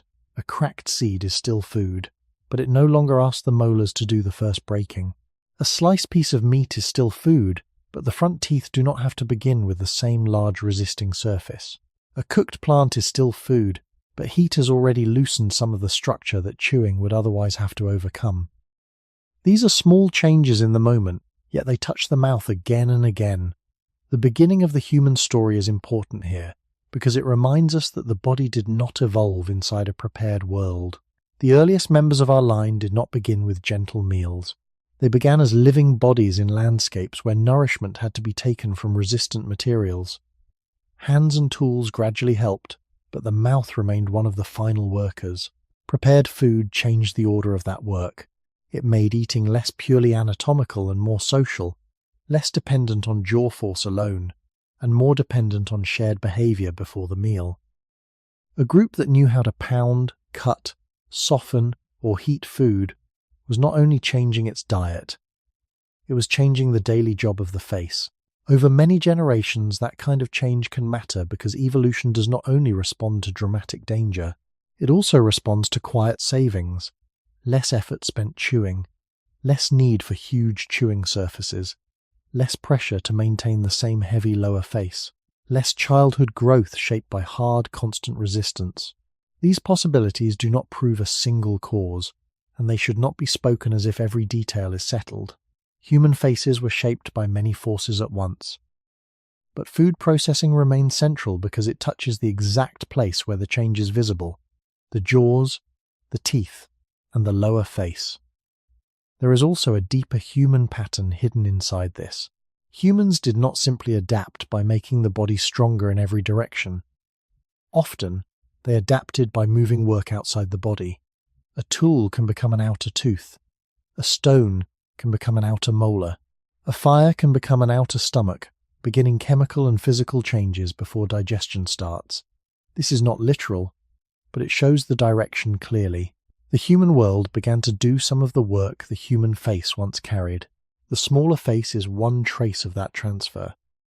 It tells us that the history of eating is not only the history of what went into the mouth, it is the history of how much had already happened before the mouth closed. As food became more prepared, the face became less tied to its older burden, and the quiet shape of modern humanity began to move away from the hard-chewing world where it started. The more humans changed food before eating, the more the face became a record of preparation, rather than only a record of force. This is the final idea in this layer of the story. Cooking was important, but it belonged to a family of actions that all moved work away from the mouth. A hard food could be broken before it reached the teeth. A tough food could be cut before the jaw had to pull against it. A fibrous food could be softened before the molars had to grind it for a long time. A dry food could be soaked. A resistant food could be held near heat. A food that once demanded patience from the face could arrive at the lips already altered by human behavior. When this happens often enough, the mouth no longer lives in the same world. It still works, but the world it receives has changed. The face that once met food close to its raw state begins to meet food after it has passed through fire, stone, hand, and memory. This is why the phrase softer diet should not be heard as something weak or modern only. It points to a very old change in the human relationship with survival. Earlier, humans did not survive by waiting for the body alone to become stronger. They survived by making the outside world more workable. They used edges, pressure, heat, timing, and shared practice. Each method reduced the amount of direct resistance the jaw had to overcome. The beginning of the human story was full of hard contact between body and landscape. Food came from earth, plants, animals, shells, seeds, stems, roots, and seasonal chants. The body had to find a way to turn those things into energy. At first, much of that turning happened inside the mouth. Later, more of it began outside the mouth. That single movement helps connect the older large face to the later smaller one. The large face belonged to a body that still needed heavy chewing equipment. The smaller face belonged more and more to a body surrounded by techniques that did some of the chewing before chewing began. This does not mean that every change in the face can be placed neatly under food processing. That would be too narrow. The human face also changed with brain and skull development, breathing, speech-related anatomy, population movement, climate, body size, inherited variation, and childhood growth. But none of those forces remove the importance of food. Eating was too repeated, too basic, and too close to the lower face to be ignored. Every day, food asked something from bone. Every day, teeth and muscles answered. If the question from food became easier over time, the answer from the face could slowly become lighter. Archaeology gives us pieces of this story rather than one perfect picture. Tools can show cutting and pounding. Hearths can show controlled heat in certain places and periods. Teeth can show wear. Skulls can show changes in jaw size, facial projection, and chewing structures. These traces do not form a simple sentence, but they point toward a long change in where effort was placed. Food preparation became a kind of invisible architecture around the body. It shaped the conditions in which the face grew, even when the prepared meal itself disappeared completely. A cooked root is eaten and gone. A cracked seed is swallowed and gone. A cut piece of meat leaves no full memory after the meal. But a population living for generations with food made easier before chewing may leave behind a face less dominated by the old machinery of grinding and tearing. That is the quiet power of prepared food. It vanishes, but it changes the body that depends on it. In this sense, the smaller human face is not only about loss, it is also about a new kind of support. The jaw did not have to remain as massive when fire, tools, and preparation shared the burden. The teeth did not need to stand alone against every hard surface. The lower face did not have to carry the same old relationship with raw resistance. Something had changed around the body, and the body slowly carried that change in its form. The face became smaller as the meal became more human before it entered the mouth. It had already passed through a chain of choices, skills, and shared knowledge. It had already been touched by culture. That is why the modern face can be seen as a quiet fossil of behavior. It does not only show what biology made, it shows what humans learned to do outside biology. The smaller face is the shape left behind when eating stopped being only a struggle between teeth and raw food, and became a long partnership between the mouth and the human world built around it. A smaller face is not shaped only in the deep distance of evolution. It is also shaped in the quieter years of growth, when a child's bones are still changing, when the jaws are still developing, when the muscles of chewing are learning the ordinary work expected of them. This does not mean that food alone determines the face. It does not mean that one kind of meal can explain one person's jaw, teeth, or appearance. Human growth is shaped by inheritance, health, nutrition, breathing, population history, and many other conditions. But the daily use of the mouth still matters. Bone is living tissue. Muscles pull against it. Teeth meet resistance. A growing face does not float outside the life being lived. It grows inside that life. This is why the question of cooking reaches into childhood. If food is often hard, fibrous, tough, and resistant, then young jaws must work against that resistance. If food is often softened by heat, cut into smaller pieces, pounded, soaked, or otherwise prepared before eating, then the work of chewing can become lighter from the beginning of life. The difference may not announce itself as a dramatic event. It may simply become the normal background of growth. A child in an older world of tougher foods would use the mouth in a different daily pattern from a child in a world of prepared softness. The jaw would meet different textures.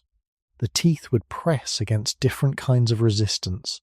The muscles would repeat different levels of effort. Over time, those repeated actions could help shape how the lower face develops within the limits set by biology. This is important because the human face does not wait until adulthood to become itself. It is built slowly. It changes as the body changes. It responds to nourishment, strain, disease, breathing, posture, and use. The lower face, in particular, belongs to a moving system. It is not simply a block of bone carrying teeth. It is part of a growing arrangement of muscle, tooth eruption, chewing, swallowing, and daily function. When the kind of food changes, the experience of that system can change as well. The origin of the human face must therefore be understood at two scales at once. One scale is evolutionary time, the long history of populations, selection, inherited form, and changing diets. The other scale is developmental time, the short but powerful span of childhood when the body builds itself under the conditions it receives. Cooking and food preparation touch both scales. They may reduce the pressure that favored heavier chewing structures over many generations, and they may also change the workload placed on growing jaws during individual lives. We should speak carefully here, because it would be wrong to turn this into a simple health claim or a modern warning. The point is not to say that soft food alone causes every narrow jaw, or that anyone can read a whole life from a face. The point is more careful and more historical. The face grows inside the world of food available to it. A softer diet may mean less mechanical challenge for the jaws. Less challenge may mean a different pattern of use during growth. Different use, repeated across childhoods and across generations, can become part of the larger story of why human faces became smaller. This takes us back again to the beginning of our line. Early humans did not grow up with food already designed for ease. Their mouths were trained by the environment more directly. Tough roots, fibrous plants, raw or partly processed animal foods, and harder textures would have given the developing face a different daily task. Even where tools helped, and even where early preparation reduced some effort, the mouth likely remained more involved in the hard work of making food swallowable than it often is today.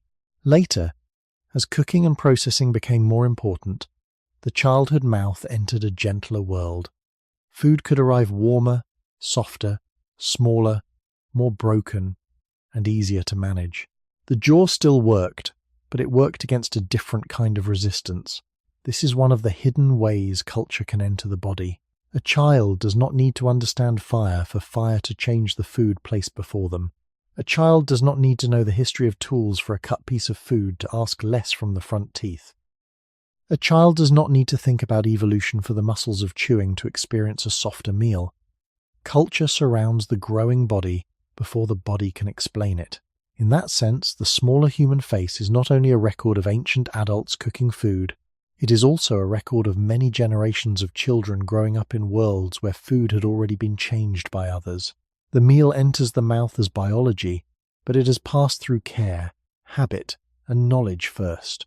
The face grows in the space between those two things. It grows between inherited anatomy and prepared food, between ancient needs and cultural help, between the old raw world and the human-made softness that slowly became normal. And once we see childhood in this story, the smaller face no longer seems like a single evolutionary event. It becomes something quieter, a shape that may have been encouraged again and again as young jaws developed under lighter work, while the human world outside the mouth carried more of the burden that the older face once knew. The growing face is shaped in a quiet conversation between inheritance and use. A child receives a body from the past, but that body does not grow in empty air. It grows while breathing, eating, swallowing, sleeping, moving, and responding to the world around it. The jaw is part of this living process. It is not a finished tool placed into the gradually of earth. It develops as teeth emerge, as muscles strengthen, as foods are chewed, and as the lower face learns the daily work expected of it. This is why softer food matters in a careful historical sense. It does not write the whole face by itself, and it does not erase the role of genes, health, or ancestry, but it changes one of the most repeated experiences of childhood, what the mouth has to work against. A hard, fibrous diet asks a growing jaw to press, grind, and repeat with greater effort. A softened diet asks less of that same system. The difference may be small at each meal, but childhood is made of repetition. The mouth does not grow from one bite. It grows through thousands of ordinary meals, through textures that either resist or yield, through habits that become so normal no one notices them. In the early human story, this ordinary repetition took place much closer to the raw world. Young members of earlier human groups did not grow up with food passing through the long chain of modern softness. They did not have factory-milled flour, soft-processed snacks, smooth purees, or meals selected for easy chewing. Even after tools and fire entered human life, food preparation would have varied by place, season, skill, and availability. Many foods still had to be chewed with patience. The child's jaw would have learned from that resistance. The muscles of chewing would have practiced against textures that pushed back. The bones of the lower face would have grown inside a pattern of greater use. Again, this is not a claim that every ancient child had the same diet or that every modern child has the same growth pattern. It is a broader point about the relationship between texture and development. A face that grows with more mechanical challenge may not develop in the same way as a face that grows with less. The smaller, modern human face may therefore reflect not only long evolutionary change, but also the way human culture altered the childhood environment of the mouth. Cooking softened food before children ever understood what cooking was. Cutting divided food before young teeth had to begin the work. Pounding and grinding changed grains, seeds, and plant materials before molars had to carry the full burden. In this way, the adult world placed a different kind of meal into the child's mouth, and the child's face grew inside that changed world. This is one of the most intimate ways culture touches biology. It does not need a dramatic ritual. It does not need a written record. It happens when a prepared bite is given to a growing body. It happens when the work once demanded from the jaw has already been shared by fire, stone, hand, and memory. Over many generations, that change can become part of a larger direction. If children repeatedly grow up with less demanding foods, the developmental pattern of the face may shift toward lighter chewing structures, while inherited changes in populations also move through time. These two scales do not have to compete. They can overlap. Evolution shapes the range of possible forms, while development gives each body its lived expression. The old face, built under heavier chewing demands, belonged to a world where the mouth had to prove itself against food every day. The later face grew more often in a world where some of that proof had already been completed outside the body. This helps explain why the smaller face is not just a fossil story, and not just a modern observation. It sits between deep time and childhood time. It asks us to see the face as something both inherited and practiced. The jaw carries ancestry, but it also carries use. The teeth come from biology, but they meet a diet shaped by culture. The muscles are part of the body, but they respond to the texture placed before them. When cooking and preparation became more important, they did not only change what adults could eat, they changed what children grew up chewing. That may be one of the quietest steps in the shrinking of the human face. The old work was reduced before the face had fully grown, and the growing face learned a softer world, as if that softness had always been there. Childhood makes the story of the smaller face more human, because it reminds us that anatomy is not only inherited from the distant past, it is also lived into shape. A child is born with a biological plan, but that plan unfolds inside a real world of food, care, season, illness, movement, and habit. The jaw grows while it is being used. The teeth come into place while food is being chewed. The muscles of the face and mouth become stronger or less challenged according to the work they repeat. This does not mean the face is freely molded by diet alone. That would be too simple and not honest. Genes, ancestry, nutrition, airway development, disease, population history, and many other influences all matter. But the daily workload of chewing remains one of the most direct ways the outside world enters the growing lower face. A hard meal asks for one kind of effort. A soft meal asks for another. A raw, fibrous food does not teach the jaw the same lesson as a cooked, softened, cut, or pounded food. When this difference happens only once, it means almost nothing. When it becomes the ordinary background of growing up, it can become part of the body's story. This is why cooking and food preparation reach deeper than the adult meal. They enter the early years, before a young person can understand the long history behind the food in front of them. A child does not need to know that fire loosened the fibers of a plant. The jaw simply meets less resistance. A child does not need to know that a stone tool divided food into smaller pieces. The teeth simply begin their work later in the process. A child does not need to know that generations before them learned how to make hard foods easier. The growing face simply develops inside a world where some old pressures have already been removed. In the beginning of the human line, this was not the normal condition. Earlier, humans and their relatives grew up closer to the raw state of food. Even with tools, even with some preparation, the mouth still had to carry more of the final mechanical burden than it often does in later human life. Tougher textures would have asked the young jaw to practice force more often. Fibrous plant foods, resistant tissues, hard seeds, and foods carrying grit or roughness would have made chewing a stronger. The face of a growing child in such a world would not be developing in the same mechanical environment as a face growing in a world of softer, more prepared meals. This gives the question of smaller human faces a second layer. Over evolutionary time, lighter chewing demands may reduce the advantage of very robust jaws. Over developmental time, softer foods may reduce the forces that help shape the growing face during life.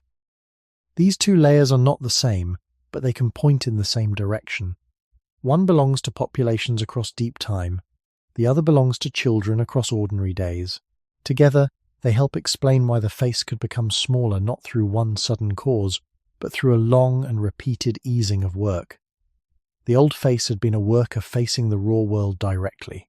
The growing modern face often meets a world already changed by adults, by tools, by heat, by preparation, and later by agriculture and more intensive food processing. This is not a warning against softness, and it is not medical advice. It is a historical way of seeing the face as a living record of use. The smaller face is not simply a sign that humans lost strength. It also shows how survival moved into the shared world around the body. Culture did not wait outside anatomy. It entered through the meal, through the bite, through the child's daily chewing, through the small forces repeated so often that they became invisible. By the time a face is grown, it has carried both the ancient instructions of ancestry and the quiet instructions of the food it met.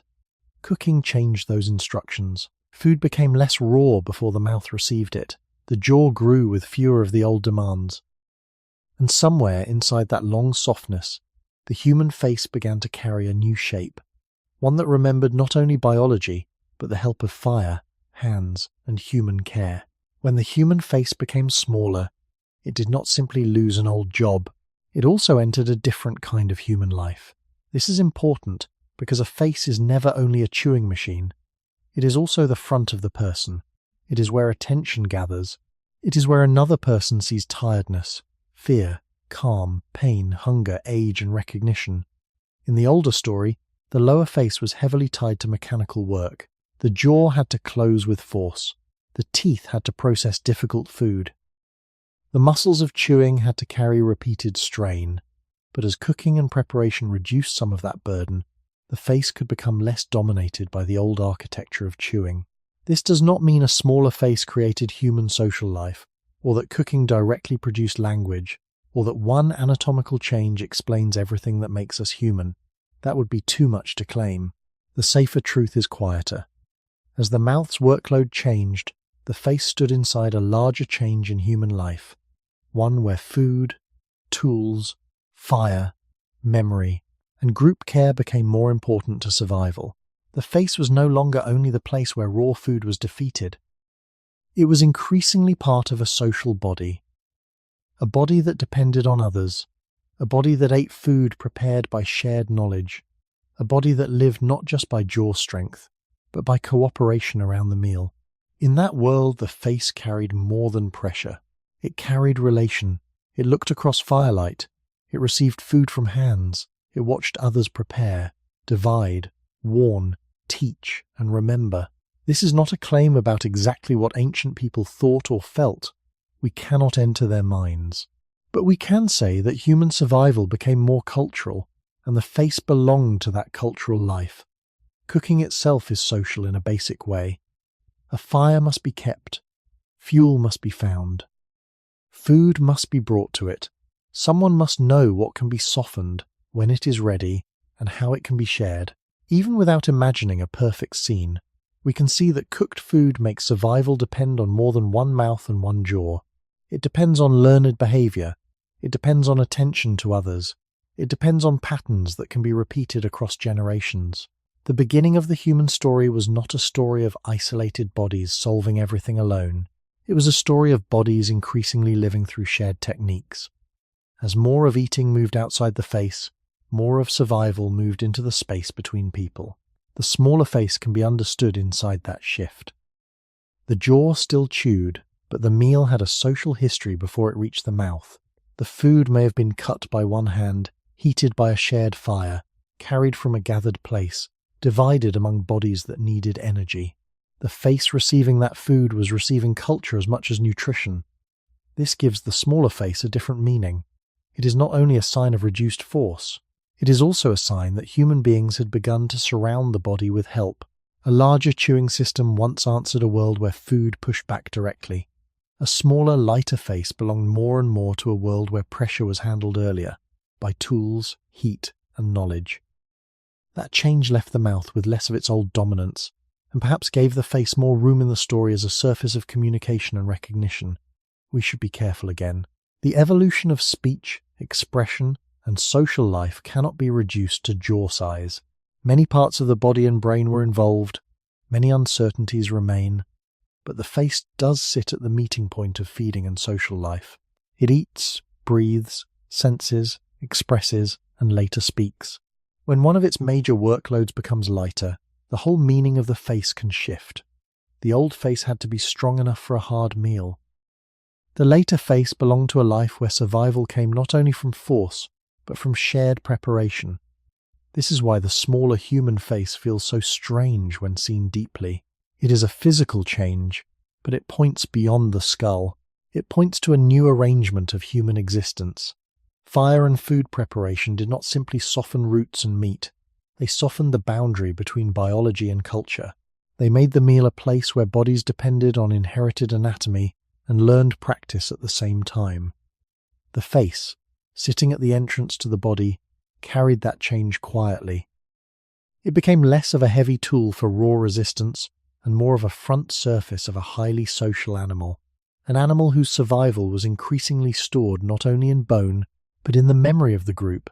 A smaller face belongs to a life in which the mouth was no longer the only place where survival began. This is a difficult idea because the face feels so personal that we often forget how much history it carries. We look at a face and think of identity, age, emotion, memory, and the presence of another human being. But beneath all of that, the face is still an old biological structure built around eating, breathing, sensing, and communicating. When the work of eating changed, the meaning of the face changed with it. The lower face did not have to remain as heavily organized around grinding and tearing if food was increasingly prepared before the first bite. That change allowed the face to sit differently in the whole human body. It was still a place of feeding, but it was also becoming more clearly a place of social presence. Around fire, food did not move only from landscape to mouth. It moved through hands, tools, timing, memory, and the attention of other people. A cooked meal had already passed through a human relationship before it reached the teeth. Someone had gathered, someone had carried, someone had tended heat. Someone had learned, or watched, or repeated a method that came from others. This does not mean we should imagine ancient people with modern thoughts or modern family scenes. We cannot safely fill their minds with our own stories. But we can say that food preparation made survival more dependent on shared behavior. The face receiving prepared food was living inside a network larger than its own jaw. In the beginning of the human line, the body faced a rougher boundary with the environment. Food had to be found and physically made usable. A strong lower face helped with that task because the mouth still carried much of the final work. Later, as cooking and processing became more important, that boundary changed. The body did not meet the raw world as directly. The meal had already been softened by culture. And when survival depends more on culture, the face becomes part of a different kind of animal life. It is no longer only a tool at the edge of hunger. It is the visible front of a creature whose body is supported by knowledge outside the body. This is where the smaller face opens into a larger human question.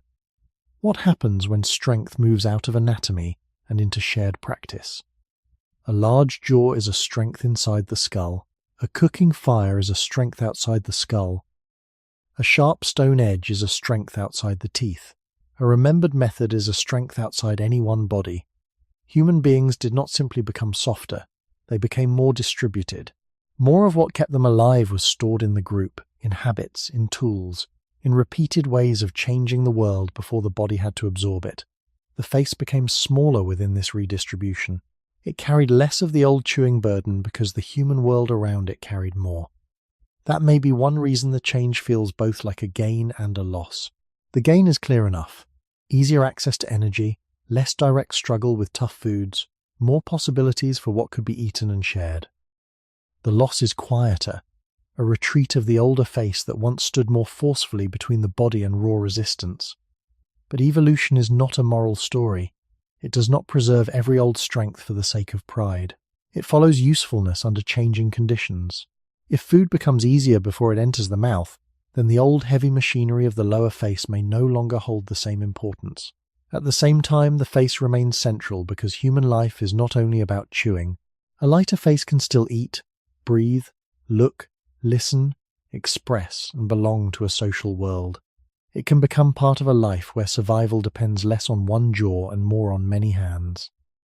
This does not answer everything about language, expression, or the full shape of the modern face.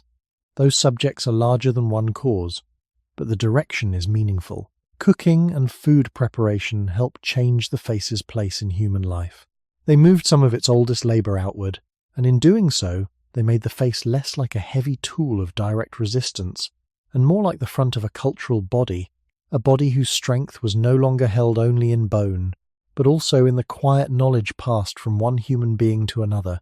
The smaller human face can be seen as a doorway into a different kind of human existence. It did not only mark a change in chewing, it marked a change in where human survival was being held. In older conditions, more of survival had to be carried directly by the body. The jaw had to be stronger, the teeth had to take more punishment. The lower face had to hold a larger share of the work that made food usable. But as cooking and preparation became more important, the body began to lean more heavily on things outside itself. Fire softened, tools divided, hands arranged, memory guided. The group preserved what one body alone could not discover again each day. In that setting, the face did not stop being useful. It became useful in a different balance. The mouth still received food. The teeth still broke it down. The muscles still moved, but the meal that reached the lips had already passed through a human world. It had already been changed by heat, by cutting, by pounding, by timing, by habit, and by the quiet presence of others. This is why the smaller face should not be described only as a loss of strength. It is also a sign of a new support system around the body. The ancient face carried more direct resistance from the landscape. The later face carried more evidence that human beings had learned to place a layer of culture between themselves and that resistance. This layer did not float above life. It entered the most basic act of staying alive. Eating became less of a direct contest between jaw and raw food, and more of a shared process that began before the mouth opened. The beginning of the human story helps keep this point grounded. Early humans and their relatives did not begin as creatures already surrounded by prepared softness. They began in landscapes where food had to be found, tested, broken, softened when possible, and made safe enough or useful enough to eat. A stronger face made sense in such a world because the mouth still had authority over what could become nourishment. If the teeth could not manage a food, the body could not fully claim it. If the jaw became tired too soon, the meal could cost more effort than it gave back. But as preparation became more central, the authority of the mouth was shared. Food could be made more manageable before it reached the teeth. The face no longer had to decide everything at the first bite. This changed the face's role in the human body, but it also changed its role in human life. A face freed from some of the oldest chewing burden is still a face that looks, listens, breathes, reacts, and belongs to other people. It becomes easier to see it not only as a machine of eating, but as a surface of presence. This does not mean smaller faces created human communication. It does not mean cooking directly caused speech or emotion or social life. Those claims would be too narrow and too certain. But it is reasonable to say that the face was changing inside a species, becoming more social, more tool-dependent, more reliant on shared knowledge, and more deeply shaped by culture. The smaller face belongs to that larger transformation. Its meaning is not only anatomical, it is historical. It tells us that the human body was no longer solving every problem alone. Some strength had moved into the fire. Some strength had moved into the tool. Some strength had moved into the remembered method. Some strength had moved into the group. That is the quiet paradox. The face became smaller while the human way of life became larger. The jaw carried less, but the human world carried more. The old chewing face had been a strong answer to raw food. The later human face became part of a broader answer, one that included body, hand, heat, memory, and cooperation. This is why the question of the smaller face leads beyond the mouth without leaving the mouth behind. The mouth remains the gate. The meal still enters there. But before it arrives, it has already passed through a history. It has passed through the ancient habit of changing the world just enough for the body to survive it. A smaller face, then, is not simply a softer face.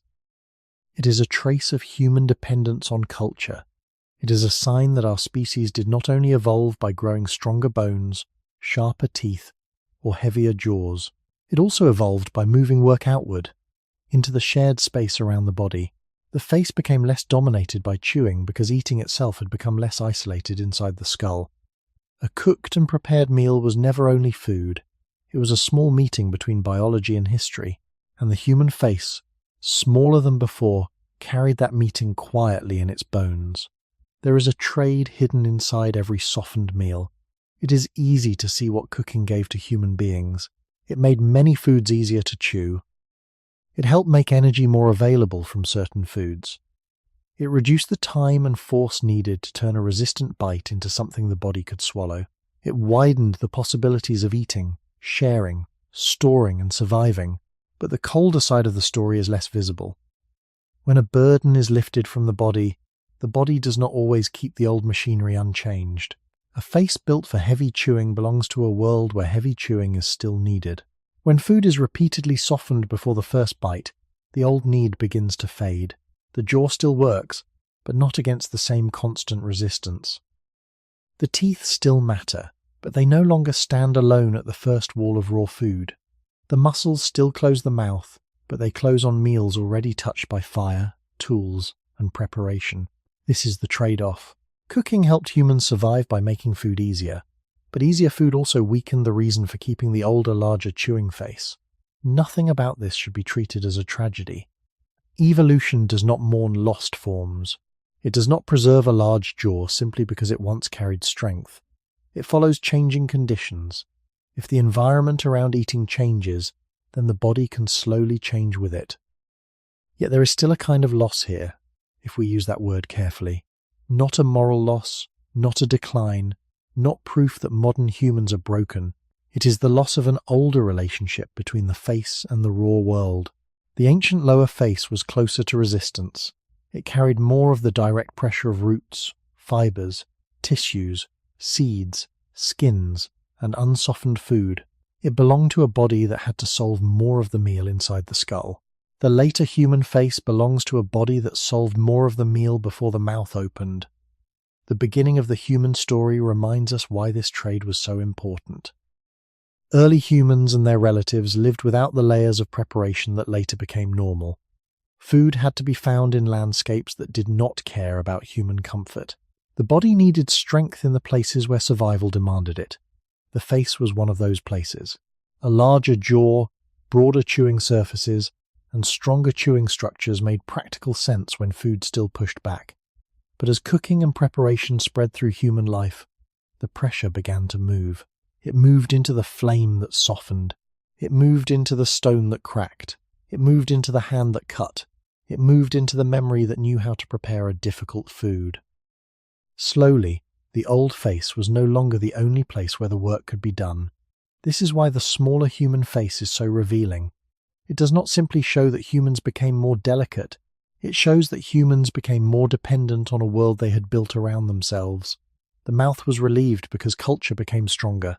The face became lighter because the human way of life became heavier with tools, habits, and shared knowledge. A cooked meal is therefore not just a comfort. It is a redistribution of effort.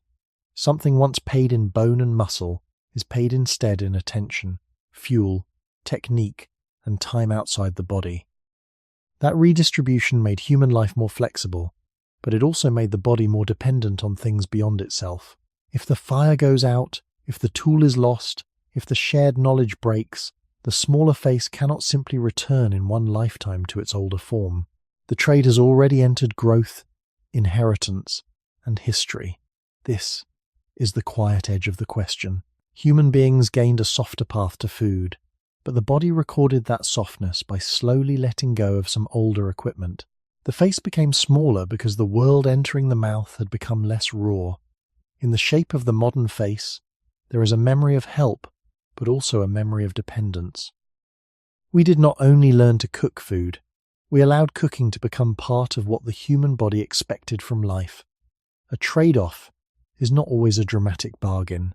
Sometimes it is only a quiet exchange repeated until it becomes invisible. The human face did not become smaller because one generation chose softness over strength. It became smaller within a long movement in which prepared food changed what the mouth had to do. A raw world asks for a certain kind of face. A cooked and processed world asks for another. The older face carried more of the cost of eating in bone, tooth, and muscle. The later face carried more of the benefit of fire, tools, and shared practice. This is why the trade is difficult to judge. If we look only at the older face, we may see strength that modern humans no longer carry in the same way. If we look only at cooking, we may see comfort and energy without noticing what had to retreat. But evolution does not give without rearranging. A gain in one place can reduce the need for something in another place. When heat softens food, the jaw can do less. When cutting divides food, the front teeth can begin later. When pounding breaks hard material, the molars receive a smaller task. When children grow up chewing food already made easier, the lower face develops inside a changed pattern of use. Across long periods, these small savings can become anatomical. The face becomes less dominated by the old machinery of chewing. The gain is real, but so is the reduction. This does not mean the human body was damaged by cooking. It means the body became part of a wider system. The beginning of the human story was a beginning in which survival was still held more directly inside anatomy. The mouth had to work close to the raw state of food. The teeth were not only for finishing a meal, they were tools at the edge of the environment. The jaw was not only a moving bone, it was a structure that helped decide what could become nourishment. Later, as cooking and preparation became more common, that decision was no longer made only by the mouth. Fire decided part of it. A sharp stone decided part of it.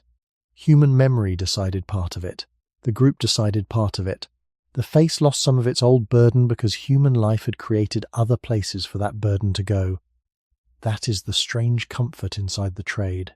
The body gave up some direct strength because it had gained indirect strength. A large jaw is direct strength. A cooking practice is indirect strength. A broad chewing surface is direct strength. A tool that cracks or cuts is indirect strength. A heavy lower face is direct strength. A community that remembers how to prepare food is indirect strength. Human beings became powerful not only by keeping strength in the body, but by spreading strength into the world around the body.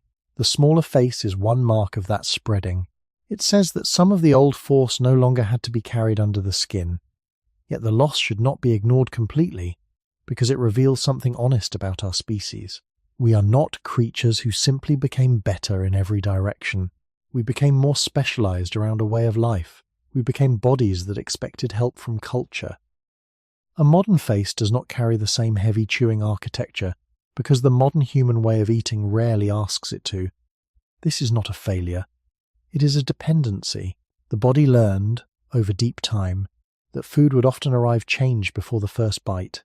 It learned this not as thought, but as growth, selection, development, and form. The mouth still works, but it works inside an inherited world of assistance. In that sense, every soft meal has two histories. One history is the visible one: fire, preparation, taste, warmth, the ease of swallowing. The other history is hidden in the face: less pressure, less grinding, less direct struggle with raw resistance. To understand why human faces became smaller, we have to hold both histories together. Cooking did not merely improve life.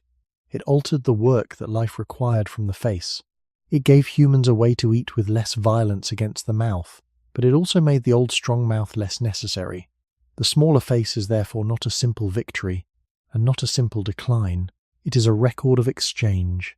It tells us that survival often changes by moving costs from one place to another. The cost once sat in the jaw, the teeth, and the muscles of chewing. Later, more of it sat in the search for fuel, the making of tools, the keeping of knowledge, and the care of food before it entered the body.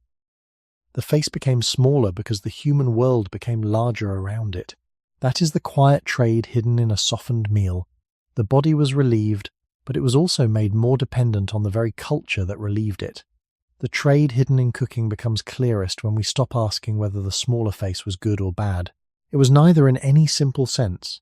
It was a change that made sense inside a changed world. A large chewing face is valuable when food often arrives tough, fibrous, raw, and resistant. A smaller face becomes possible when much of that resistance has already been reduced before the first bite. The same body cannot carry every advantage at once without cost. Bone takes energy to grow. Large jaws need space. Big chewing muscles require support. Broad dental arches belong to a certain arrangement of the skull. If the old workload remains heavy, that arrangement has value. If the workload fades, the same arrangement may no longer be as necessary. This is the cold logic behind the softened meal. Cooking gave humans help, and help changed what the body needed to keep. The face did not lose its meaning. It lost part of an older duty. It no longer had to stand as heavily at the border between hunger and the raw world. That border had moved outward, into fire, tools, hands, fuel, attention, and shared memory. This is why the smaller face carries both comfort and dependence at the same time. The comfort is easy to feel. A cooked meal is easier to chew than many raw foods. A prepared meal asks less from the teeth than a hard object taken straight from the landscape. A softened root, a cut piece of meat, a pounded seed, a food loosened by heat, all of these reduce the old demand placed on the mouth. But dependence is harder to notice because it feels normal. Once the body grows inside a world where food is prepared, that preparation becomes part of the body's expectation. The jaw does not need to be as massive because the human world has become part of the chewing system. The teeth do not meet the first hardness alone because culture has already met it. The origin of our face is therefore tied to the origin of our reliance on things outside ourselves. Earlier humans and their relatives lived nearer to food in its first state. Their bodies had to answer more directly to soil, fiber, skin, tissue, seed, shell, and season. Their faces carried more of that answer. Later humans lived increasingly inside a world where the answer began before the mouth opened. This is not a story of weakness. It is a story of relocation. Strength moved from bone into practice. Force moved from jaw into tool. Repeated chewing moved into repeated preparation. A face that once had to break the world down more directly could become smaller because the world was being broken down in other ways. The trade-off is that the body became less self-contained. It became more human in the deepest sense. Not only a biological body, but a body surrounded by learned behavior. A cooking fire is not inherited like a jaw, but it can shape the usefulness of a jaw. A stone tool is not part of the skull, but it can change what the skull has to do. A shared method is not bone, but it can change the pressures under which bone grows and survives. The smaller face sits exactly in this strange space between biology and culture. It reminds us that humans did not evolve only by adding new strengths. Sometimes we evolved by letting old strengths become less necessary. Sometimes the body changed, because the world around the body had been changed first. That is why the human face became smaller in a way that feels almost like a quiet bargain. We gained food that was easier to use, and we gave up some of the older machinery built for harder eating. We gained more energy from preparation, and we became more dependent on the preparation itself. We gained a wider human world, and the face carried less of the raw world alone. The old chewing face was not wrong. The smaller face was not an improvement in every direction. Each belonged to its own pattern of life. The deeper lesson is that evolution does not keep every ancient burden once that burden has been shared. Cooking did not simply feed the body. It taught the body over a long time that the mouth would no longer be the first and only worker, and in the slow silence of generations, the face remembered that lesson by becoming smaller. The modern face still carries the old story, even when we do not notice it. We live with faces that often seem normal to us because they are the only faces we have ever worn, the only faces we see around us every day. A smaller jaw, a flatter face, a lighter chewing system, a mouth that often receives food already softened, divided, cooked, and made easy. All of this can feel ordinary. But ordinary does not mean timeless. The modern face is not a blank surface. It is a record of a long change in how human beings met food. Under the skin, behind expression and identity, the face still remembers an older arrangement. It still has teeth made for breaking food down. It still has muscles that close the jaw. It still has bone shaped by chewing, growth, inheritance, and use. Yet the world those structures live in has changed deeply. The mouth of a modern person often meets food after many layers of help have already done their work. Heat has softened it, blades have divided it, grinding has reduced it, farming has changed it. Selection has made many foods easier, sweeter, larger, or more tender than their wild ancestors. Cooking has already opened some of the texture before the first bite. The face still performs its ancient task, but it performs it in a world that has grown gentler at the edge of the mouth. This is why the smaller face can be seen as one of the quiet signs of human history. It does not announce itself like a tool buried in the ground or a hearth marked by ash. It is carried on the body.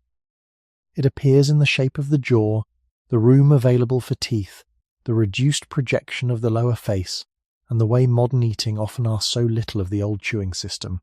We should not exaggerate this. Not every modern face is the same. Not every jaw is narrow. Not every person has the same dental crowding, the same bite, the same childhood diet, or the same inherited background. Human variation is real, and the face is shaped by many influences. But the general direction remains meaningful. Recent human faces are less dominated by heavy chewing structures than those of many earlier human relatives. That direction fits the long movement from raw resistance toward prepared food. It fits the story of work leaving the jaw and entering fire, tools, and culture. The beginning of the human line was closer to a world where food did not arrive gentle. The face had to participate directly in making food usable. The jaw was not just a hinge, it was a tool of survival. The teeth were not just part of appearance, they were surfaces where the outside world became small enough to enter the body. When cooking became more important, that old task did not disappear, but it was reduced. The modern face still carries the remains of that task, like an old road still visible beneath a newer landscape. We still chew because the mouth remains the gate. We still need teeth because food still must be prepared for swallowing and digestion. We still grow jaws because the body cannot abandon the old system completely, but the size and force of that system have shifted within a life supported by preparation. This may help us understand why some modern experiences feel like echoes of an older mismatch. Wisdom teeth may not have enough room in many mouths. Teeth may crowd. Jaws may feel small compared with the number of teeth they carry.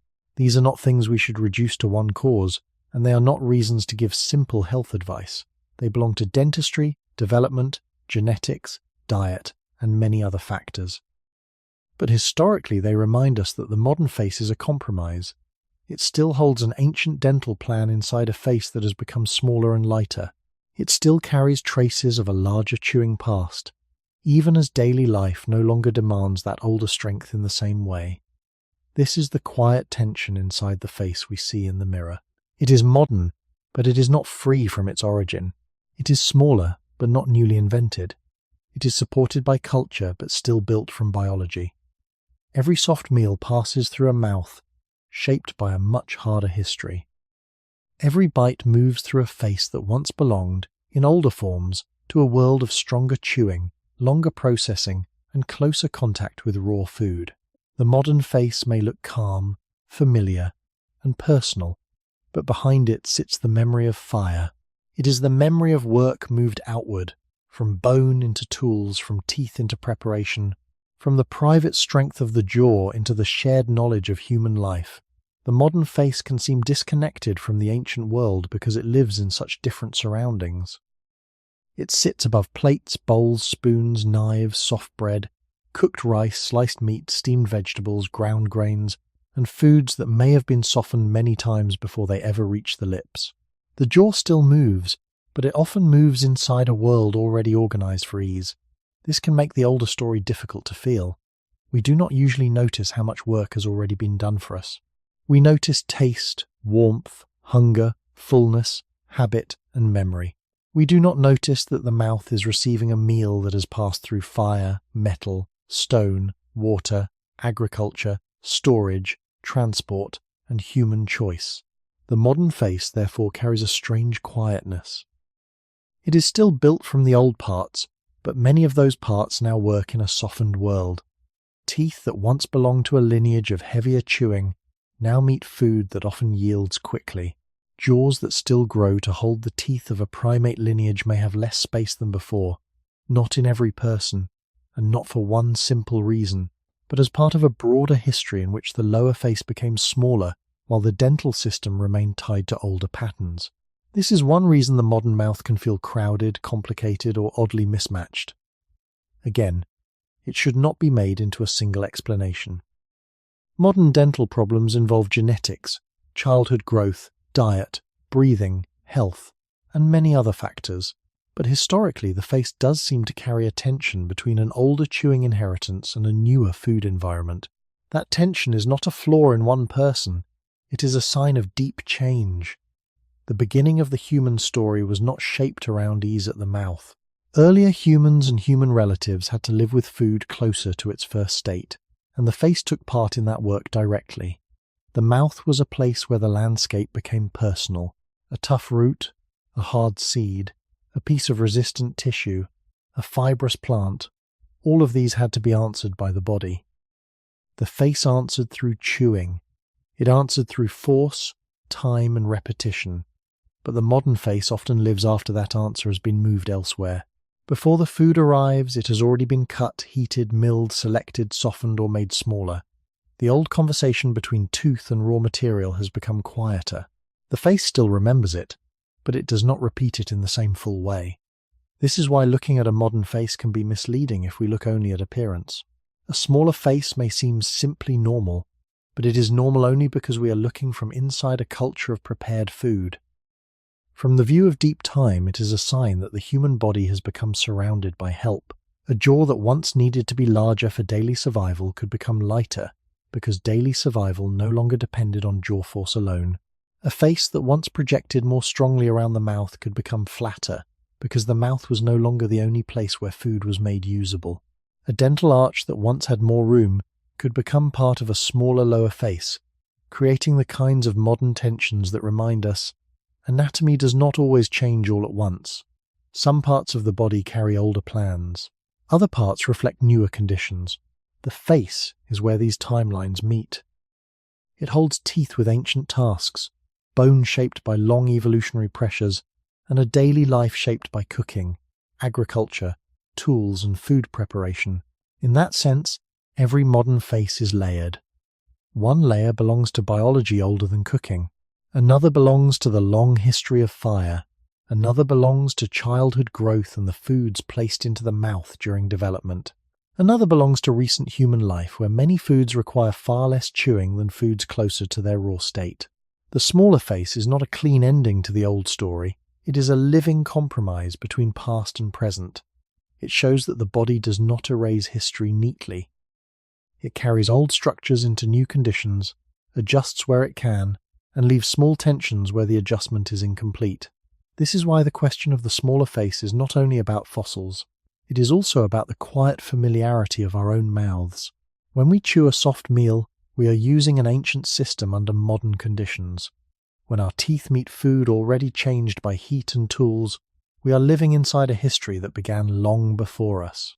The modern face still carries the old story because it still stands at the entrance between the outside world and the body.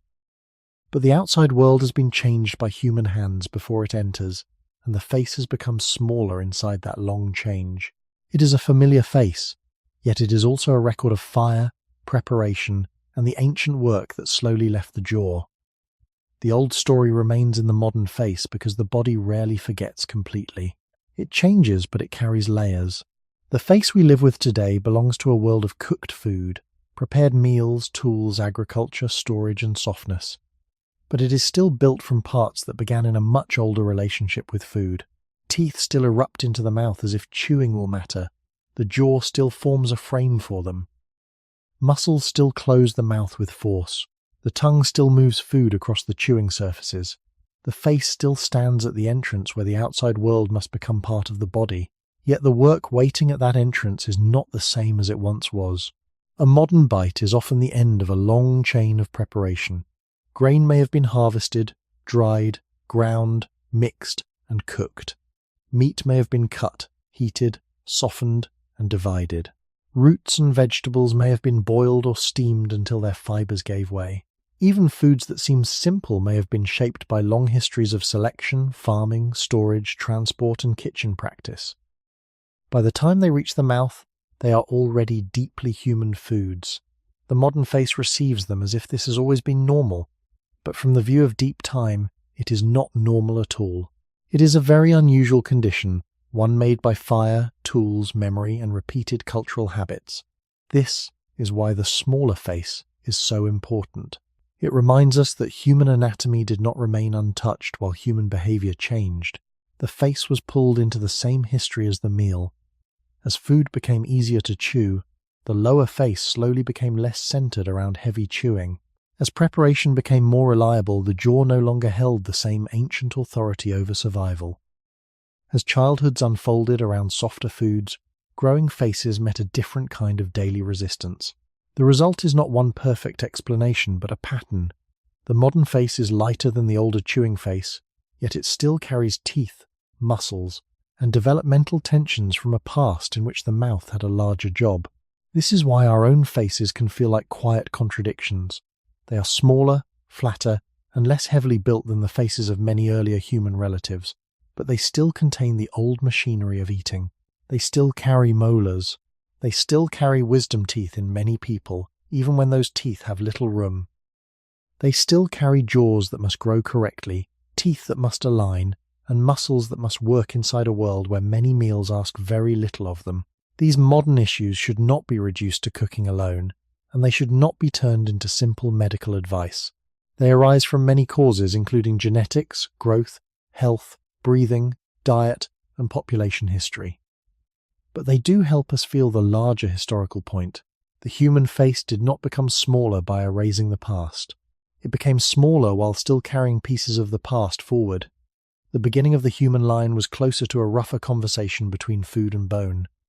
The mouth met the landscape more directly. The jaw had to break what fire had not softened. The teeth had to grind what tools had not reduced.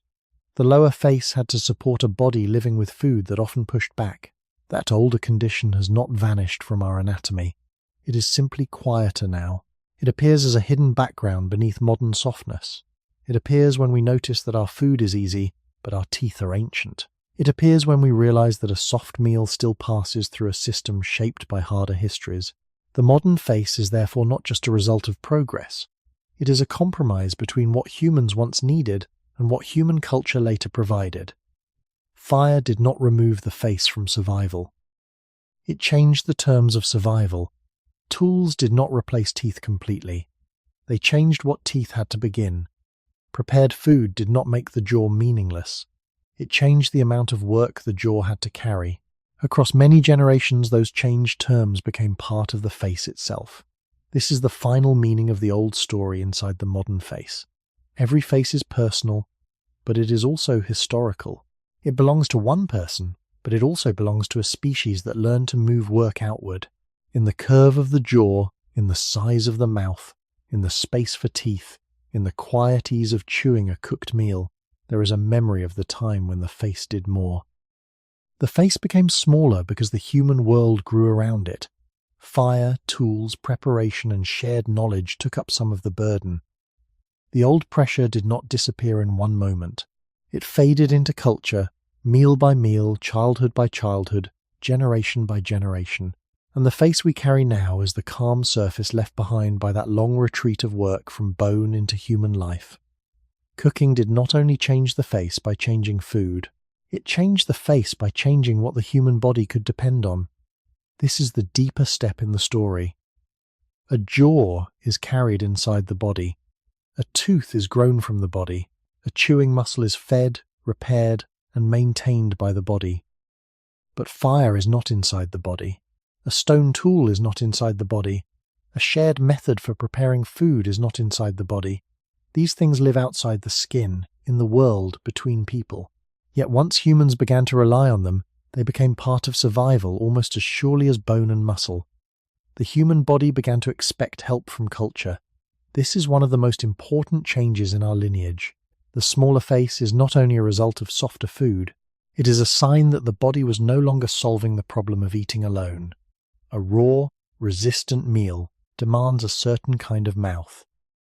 A meal softened by heat, divided by a blade, broken by pounding, or prepared by shared knowledge asks something different. The jaw still closes, but it closes after culture has already acted. The teeth still grind, but they grind food that has already passed through human attention. The face still works, but its work now begins later in the chain. This means the face became smaller inside a wider dependency. Human beings became less self-contained in one sense, and more powerful in another. The old body had to carry more of its own tools under the skin. The later human body carried more of its tools in the group. A cooking fire could not be inherited genetically in the same way as a jaw, but children could inherit a world where fire was already used. They could inherit knowledge through watching, imitation, care, and repeated practice. They could grow up with food that adults had made easier before they ever understood why it was easier. In this way, culture became part of the environment that shaped biology. The beginning of the human story was not a clean separation between nature and culture. It was a long weaving of the two. Hands changed food changed the work of the mouth. The changing work of the mouth changed the pressures around the face. The face, in turn, became part of a body living more deeply inside culture. This is why cooking is so much more than a technique. It is a way of moving survival from the private body into the shared world. Before that movement, the face had to answer more directly to the toughness of food. After that movement, the face could depend on things it did not grow itself. It could depend on heat maintained by others. It could depend on tools made or used by others. It could depend on habits preserved across generations. That dependence was not weakness in a simple way. It was the human way of becoming strong through connection. A large jaw is strong because it can break food by force. A culture of cooking is strong because it can make force less necessary. These are different kinds of strength. One is stored in anatomy, the other is stored in practice. The smaller face tells us that, over time, the second kind of strength became more important. The body did not need to hold all power in bone because some power had moved into behavior. This is a strange and quiet form of evolution. It is not only the body adapting to the world, it is the body adapting to a world that humans themselves had already changed. Once food was regularly softened before chewing, the face grew and survived under new conditions. Once children grew up with prepared foods, their jaws developed in a different daily environment. Once groups carried cooking knowledge forward, biology lived inside a cultural inheritance as real, in practice, as the climate or the landscape. The smaller face is one trace of that inheritance. It shows that human beings did not become who they are only by changing genes, muscles, and bones. They also became who they are by building habits that made certain bones and muscles less necessary in their older form. A face that once had to meet raw resistance could become lighter because the human world had begun to stand between the mouth and the rawness of food. Fire, tools, and shared memory became a kind of outer anatomy. They did not grow from the skull, but they changed what the skull had to do. They did not replace the jaw completely, but they reduced its oldest burden. And in that reduction, the human face began to carry a new truth. Our bodies are shaped not only by nature, but by the long memory of what people learned to do together. The dependence on culture became powerful because it could be passed on without changing the body first. A child did not need to be born with a larger jaw if the food placed before that child had already been softened by others. A young body did not need to invent fire if the group already knew how to keep it. A mouth did not need to meet every seed, root, or piece of flesh in its first resistant state if hands, tools, and heat had already begun the work. This is one of the great differences between a purely anatomical solution and a cultural one. Anatomy must be grown. It must be inherited through bodies. It changes slowly, unevenly, and only through the limits of life and reproduction. Culture can move more quickly. A method can be watched. A habit can be repeated. A tool can be copied. A way of preparing food can become normal before the bones of the face have changed very much at all. But once that cultural habit becomes stable enough, it creates a new world for the body to grow inside. This is where the smaller human face becomes more than a story about teeth and jaws. It becomes a story about inheritance beyond the flesh. Early humans inherited bodies from their ancestors, but they also began to inherit ways of living from their groups. A child could inherit not only a jaw, but a cooked meal, not only teeth, but a world where food was cut smaller, not only muscles, but a pattern of adults using heat and tools before food reached the mouth. The origin of the human face sits inside this double inheritance. One part comes through biology, another part comes through behavior. The face became smaller in a lineage where the second kind of inheritance grew more and more important. This does not mean culture simply replaced evolution. It means culture became one of the conditions under which evolution and development worked. The face still had to grow from genes, cells, bone, and nutrition. The jaw still had to hold teeth. The muscles still had to move. But the food environment surrounding that growth was no longer only a natural environment. It was a human-made environment. Fire changed it. Tools changed it. Selection of foods changed it. Repeated preparation changed it. The meal became a message from the group to the body, even if no one thought of it that way.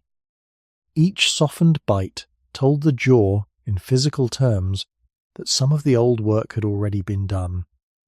Over many childhoods and many generations, that message could matter. A smaller face could belong to a body living inside a stronger cultural shelter. The shelter was not made of walls at first. It was made of shared practice. It was made of knowing where to find fuel, how to keep heat, how to break hard things, how to make difficult foods safer or easier, how to pass those habits forward. This is why cooking made humans more dependent on culture. A person who relies on a large jaw carries the solution inside the skull. A person who relies on prepared food carries part of the solution in the group. If the group remembers, the body benefits. If the practice continues, the mouth receives easier food. If the child grows within that practice, the face develops inside a world where the first violence of raw texture has already been softened. The beginning of humanity was therefore not only a movement toward bigger brains or better tools, it was also a movement toward bodies that expected a cultural world around them. The smaller face is one quiet sign of that expectation. It says that survival had become distributed. Some of it was in the body, some in the hand, some in the fire, some in the memory of others. That distribution made humans powerful, but it also made them vulnerable in a new way.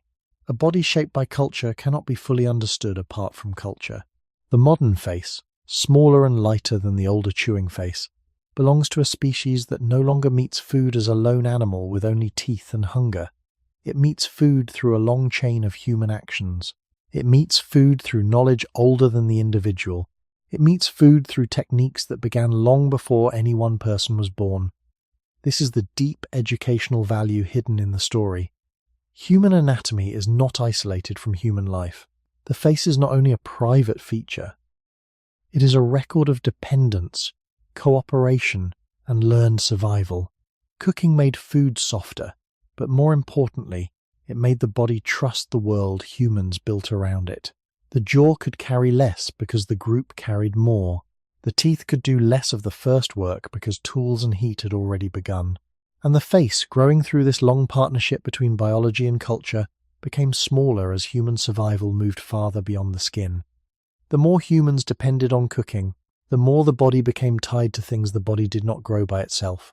This is the final turn in this layer of the story. A jaw grows from living tissue. Teeth form inside the mouth. Chewing muscles belong to the skull and the face, but fire has to be learned. A tool has to be made or found. A method has to be remembered. A habit has to be repeated. A child has to enter a world where other people already know how to make food easier before the mouth begins its work. In that world, the face is no longer shaped only by what the body inherits through flesh. It is also shaped by what the group preserves through culture. This does not mean culture directly carves the bone in a simple way. It means culture changes the conditions under which bone grows, works, and remains useful. Cooking changed texture. Cutting changed size. Pounding changed hardness. Soaking changed resistance. Roasting and boiling changed the first problem food presented to the teeth. Each of these actions stood outside the body, yet each one touched the body through the mouth. The smaller human face therefore belongs to a species that slowly placed more of survival into shared practice. Earlier, humans and their relatives lived closer to food in its first state. The face had to answer more directly to root, seed, fiber, flesh, skin, and grit. A stronger jaw and a heavier lower face made sense when the mouth carried so much of the first work of eating. But once the meal began to pass through fire, stone, hand, and memory, the old relationship changed. The mouth still mattered, but it no longer stood alone against the raw world. The human group began to stand there too. This is why cooking made humans more dependent on culture in a deep biological sense. It was not only a technique added to life, it became part of the environment that life expected. A young face growing in a cooking group met food differently from a young face growing closer to raw toughness. A jaw working in a world of prepared food met less of the first resistance. Teeth still touched food, but the food had already touched human knowledge. That knowledge could pass from old to young without being written into genes first. It could travel through watching, imitation, care, repeated meals, and ordinary daily practice. This created a new kind of inheritance around the body. A person inherited bones from ancestors, but also inherited a prepared world from people nearby.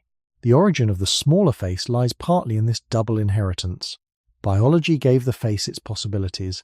Culture changed the work those possibilities had to perform. Over many generations, the face became a quiet meeting place between these two forces. It carried ancient teeth, ancient muscles, and ancient needs, but it grew inside a world increasingly softened by human action. The trade was powerful. By relying on culture, humans could eat foods that were easier to use, spend less effort on chewing, and share knowledge that made survival more flexible. But dependence also deepened. The body came to expect a world shaped by fire and preparation. The jaw could become lighter because the group carried more of the burden. The teeth could meet food later in the process because tools and heat had already begun the work. The face could become smaller because the human world had become larger around it. This is not a story of simple progress. It is a story of connection. Human beings did not rise above biology. They changed the conditions biology lived within. They did not escape the body. They surrounded the body with practices that altered what the body needed to do. The smaller face is one of the calmest signs of that transformation. It shows that our anatomy is not sealed away from history. It shows that a meal can carry memory, that a tool can change growth, that a fire outside the skin can slowly reshape the meaning of bone inside the skin. Cooking made the human body more dependent on culture because it moved part of survival into a shared world. And in the smaller face, we can see that shared world becoming part of us, not as a thought, not as a story, but as a long, quiet change in the work of the mouth. The long memory of fire does not sit only in ashes, hearths, or old stones darkened by heat. It sits in the human face. It sits in the quieter jaw, the smaller mouth, the lighter lower face, and the ordinary ease with which cooked food passes through us. By the time a meal reaches a modern mouth, it has often travelled through a history far older than the person eating it. It may have been grown from plants shaped by generations of human selection. It may have been cut, ground, boiled, roasted, steamed, softened, mixed or stored. It may have passed through tools, kitchens, hands and habits that no single body invented alone. Then it reaches the face, and the face receives it calmly, as if this softness were natural. But softness is not the beginning of the human story. The beginning was closer to resistance. Before fire became a regular helper, before food preparation became a shared human habit, the mouth stood nearer to the raw world. The jaw had to do more of the first work. The teeth met textures with more force. The lower face carried more of the pressure that came from roots, seeds, fibers, flesh, skins, grit, and tough pieces of food that had not yet been opened by heat. That older face was not strange. It was practical. It belonged to a body that had to earn nourishment through repeated work. The smaller human face, then, is not a small detail. It is a sign that the human relationship with food had changed so deeply that the body itself began to carry the change. Fire did not simply make food warmer. It moved effort. It took some work away from the jaw and placed it into the world outside the skin. Tools did the same. Cutting, pounding, soaking, and grinding did the same. Shared knowledge did the same. Across long periods, the mouth no longer received food in quite the same condition. The meal arrived already altered. The face still chewed, but it chewed after culture had already begun the work.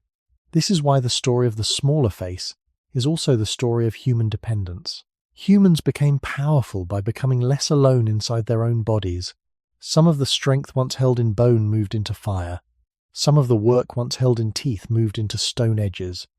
Some of the pressure once carried by the jaw moved into hands and memory.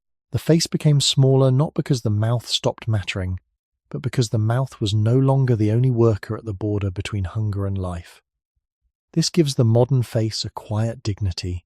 It is not simply a reduced version of an older form.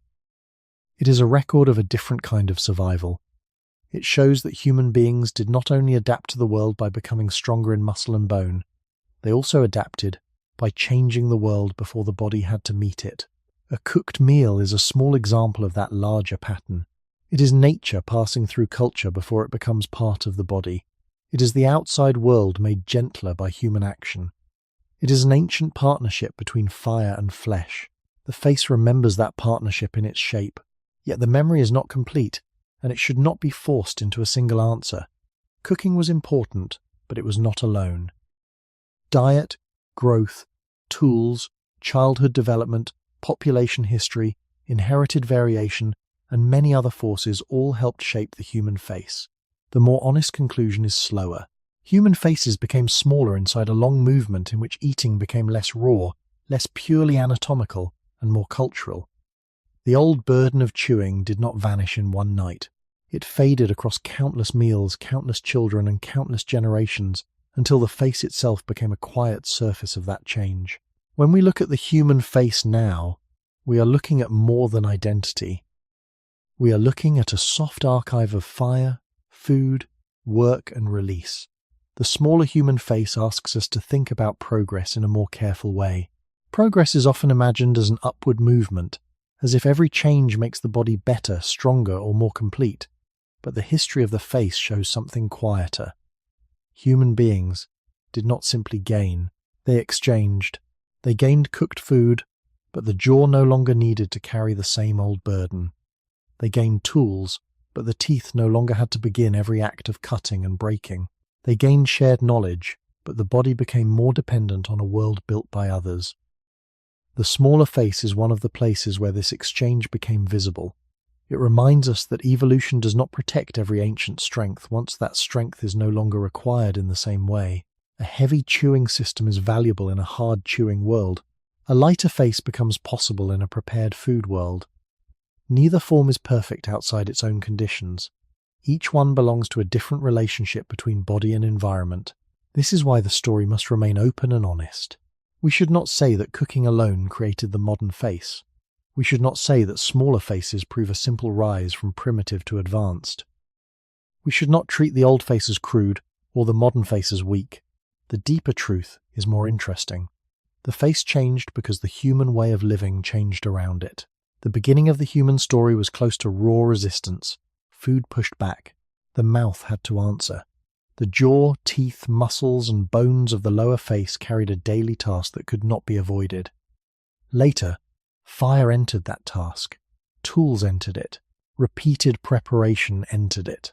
A bite became the final step in a longer process, not the first full battle with the raw world. The face became smaller as the meal became more human before it entered the body. This thought gives the modern face a different kind of meaning. When we see a face, we usually see the person first. We see age, attention, tiredness, memory, mood, and resemblance. But behind that personal surface is a much older history of food. The face is where the outside world becomes intimate. Everything the body uses must cross some boundary, and for food, that boundary begins at the mouth. In earlier conditions, that crossing was more demanding. In later conditions, the crossing was softened by culture. Cooking did not erase the boundary. It changed what arrived there. This is the long memory of fire. It is not only the memory of warmth at night. It is the memory of food made easier, of teeth relieved, of jaws growing in a softer world, of children receiving meals already changed by the hands of others. It is the memory of survival moving outward from the skull into shared practice. This is why the smaller face belongs to a larger lesson about being human. Our bodies are not sealed objects. They are open histories. They are shaped by climate, food, labour, movement, care, disease, tools, and the knowledge passed through generations. The face carries this truth in a calm and ordinary way. It tells us that biology and culture were never fully separate in the human line. A fire outside the body could change the work inside the mouth. A tool outside the face could change the need for force inside the jaw. A habit passed between people could become part of the world in which bones grew. The smaller human face is therefore not only an anatomical fact, it is an educational reminder. It asks us to see ourselves as creatures made by both inheritance and help. We carry ancient structures, but we live through shared worlds. We are born with teeth, but we are fed by culture. We inherit jaws, but those jaws grow inside the meals our societies prepare. The face became smaller because, across deep time, the burden of eating became shared. The raw world did not disappear, but humans learned to meet it before it reached the mouth. They learned to soften it, divide it, warm it, and remember how to do so again. The quiet result is written in the face, less heavy than before, still ancient, still working, still carrying the trace of a time when fire began to stand beside the jaw. The human face became smaller, but the story does not end with smallness. It ends with a quieter lesson about what human beings are. We are not only bodies shaped by nature, and we are not only minds living above nature. We are the long meeting of both. The face shows this more clearly than we might expect.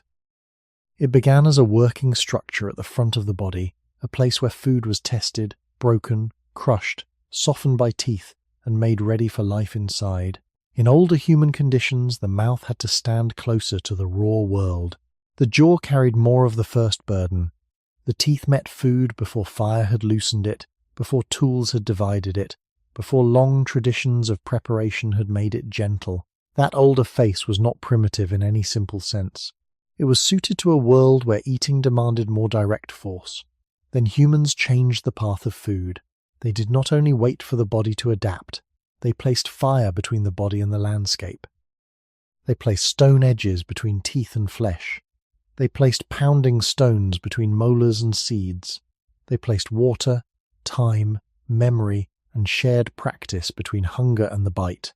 Slowly, food arrived at the mouth already changed. The face still worked, but it worked after human culture had begun the work first. This is why the smaller face carries such a deep human message. It is not merely a reduced jaw or a softer appearance. It is a record of work moved outward. It tells us that survival did not stay locked inside bone. Some of it moved into tools, some moved into fire, some moved into the knowledge of the group. Some moved into childhood itself, as young faces grew in worlds where food had already been softened by others. The human body did not escape biology. It brought culture into biology. A fire outside the skull changed the work inside the mouth. A method passed between people changed what a child's jaw had to practice. A prepared meal changed the pressure that teeth and bones met every day. Across deep time, those quiet changes helped make the heavy old chewing face less necessary. This does not mean cooking alone explains everything.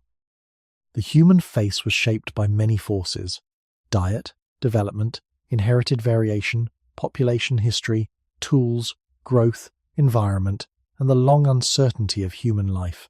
A truthful story must leave room for that complexity, but it is still reasonable to say that cooking and food preparation changed the central problem of the mouth. They made eating less raw, less purely mechanical, and more dependent on shared human behavior. That is the important lesson. The smaller face is not a simple victory, and it is not a simple loss. It is an exchange. We gained easier access to food, but we lost some need for the older machinery of heavy chewing. We gained cultural strength, but we became more dependent on the cultural world that supported us. We gained the ability to make nature enter the body in a gentler form, but the body remembered that gentleness by changing what it carried. The face in the mirror is therefore not only personal, it is historical. It carries ancient teeth in a smaller frame. It carries muscles whose oldest work has been reduced but not erased. It carries the memory of raw food, cooked food, childhood growth, and countless meals prepared before the mouth opened. To look at the human face this way is to understand that our bodies are archives of ordinary acts. A meal vanishes after it is eaten, but repeated meals can leave traces across generations. A flame dies, but a lineage that depends on fire can change. A tool is dropped, lost, or buried, but the work it once removed from the body may remain written in bone. This is the value of the question. It teaches us that human history is not only found in ruins, weapons, cities, or written records. It is also found in the quiet shape of the body. The smaller face is one of those records. It tells us that we became human not by keeping every ancient strength, but by learning how to share the burden of survival with the world we made around us. And if even the face we carry into sleep is partly shaped by fire, food, and forgotten hands, then how much of what we call the human body is truly only our own?